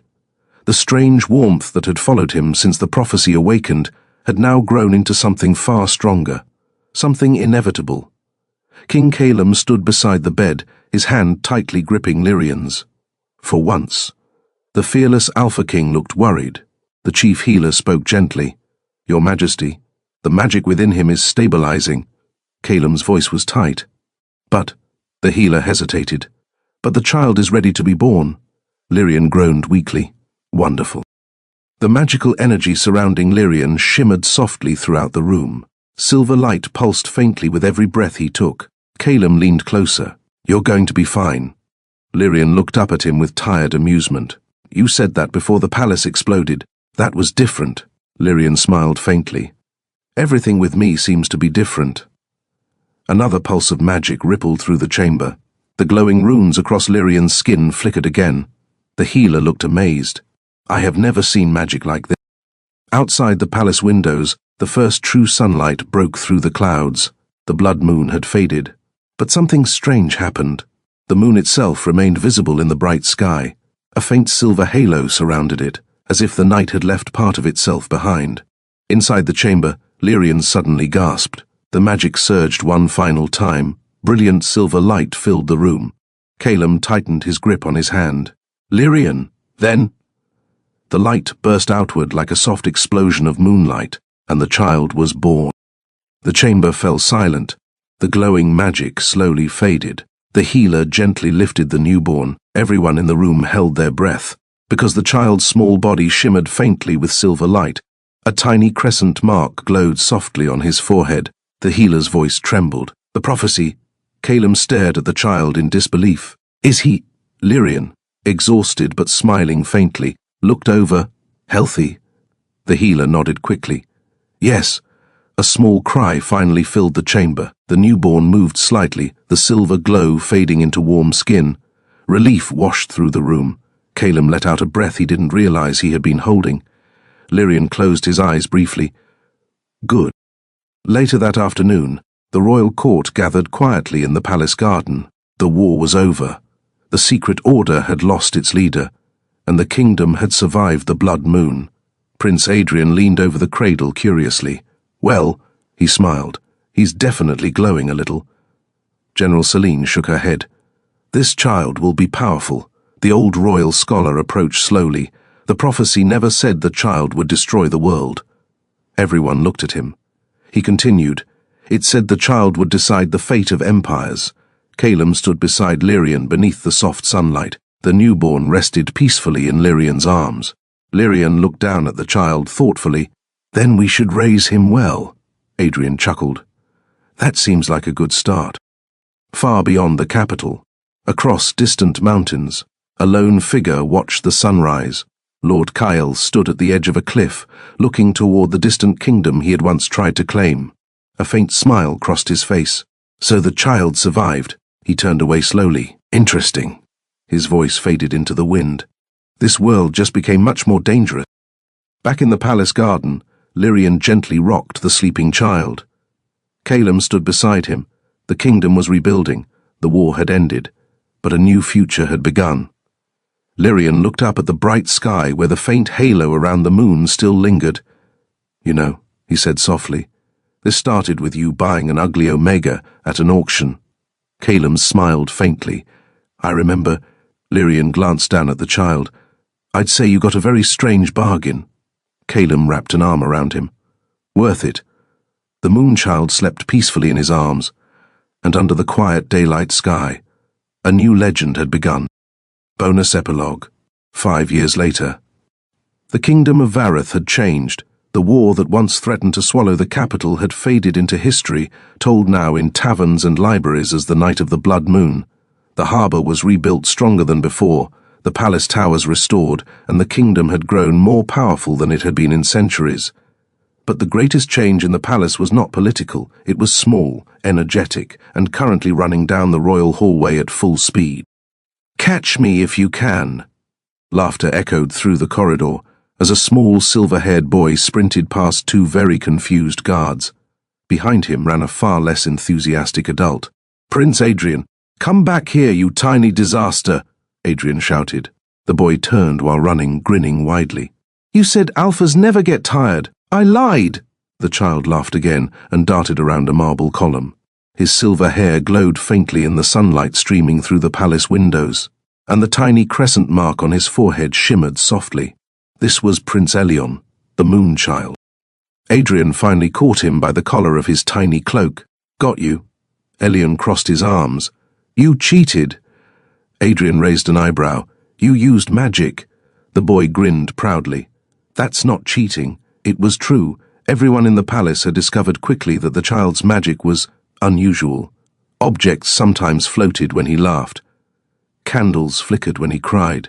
And on rare nights, when the moon was bright, silver light shimmered around him like living starlight. Adrian crouched down. You're going to give your father another headache. Elion tilted his head. Which one? Adrian paused. Fair question. In the palace garden, King Calum stood reviewing reports with General Celine. Peace had returned to the kingdom, but ruling still demanded constant work. Celine finished explaining the northern trade agreements when something small slammed directly into Calum's legs. Father! The king looked down. Elion hugged his knee. Calum sighed quietly. You escaped again. Adrian appeared moments later, breathing heavily. This child runs like a wolf. Celine smirked slightly. He might have inherited that. Calum lifted Elion into his arms. You're supposed to be studying. Elion pointed toward the garden fountain. I was studying water, Adrian whispered to Celine. That's surprisingly believable. Lyrian sat beneath the large moonflower tree nearby, reading a book. His silver hair still shone like moonlight, though time had softened his once sharp edges. He looked up as Elion ran toward him. Papa! Lyrian closed the book just in time to catch the flying child. You escaped your lesson again. Elion grinned. I learned something better. Lyrian raised an eyebrow. Oh? Elion leaned close and whispered dramatically. The moon talked to me. Lyrian blinked. It did? The child nodded seriously. Yes. Calum walked over, hearing the conversation. What did the moon say? Elion thought very hard, then answered confidently, Something big is coming. Adrian laughed. That sounds suspiciously like something you made up, but Lyrian's expression had changed, because the faint silver runes along his wrist had suddenly begun glowing again, just for a moment. That night, the palace slept peacefully, but Lyrian stood alone on the balcony overlooking the sea. The moon hung high above the horizon, silver, calm, beautiful, yet something about it felt different. Calum stepped beside him quietly. You're thinking too loudly again. Lyrian glanced sideways. You felt it too. The king nodded slowly. Yes. The magic in the world had shifted, very slightly, but unmistakably. Behind them, a small voice spoke sleepily. I told you. Elion stood in the doorway rubbing his eyes. The moon said something big is coming. Adrian appeared behind him. Why is the child always awake during ominous moments? No one answered. Because at that exact moment, the moon flickered. Just for a second, its silver light dimmed, then brightened again. Far across the ocean, on a distant island hidden in fog, a group of cloaked figures knelt around an ancient stone altar. A man stepped forward slowly. His face remained hidden in shadow, but his voice echoed clearly through the darkness. The blood moon failed. One of the followers spoke nervously. But the child survived. The man smiled faintly. Yes. He turned toward the horizon where the moon glowed faintly above the sea. That means the prophecy has only begun. His eyes gleamed in the darkness. Prepare the ritual. Back in the palace, Elion looked up at the moon again and whispered softly, They're coming. To be continued. The end. Hey everyone, thanks for watching. If you loved it, don't forget to like, subscribe, and hit that bell icon for more amazing content. Drop a comment with your favorite moment, and I'll see you in the next one.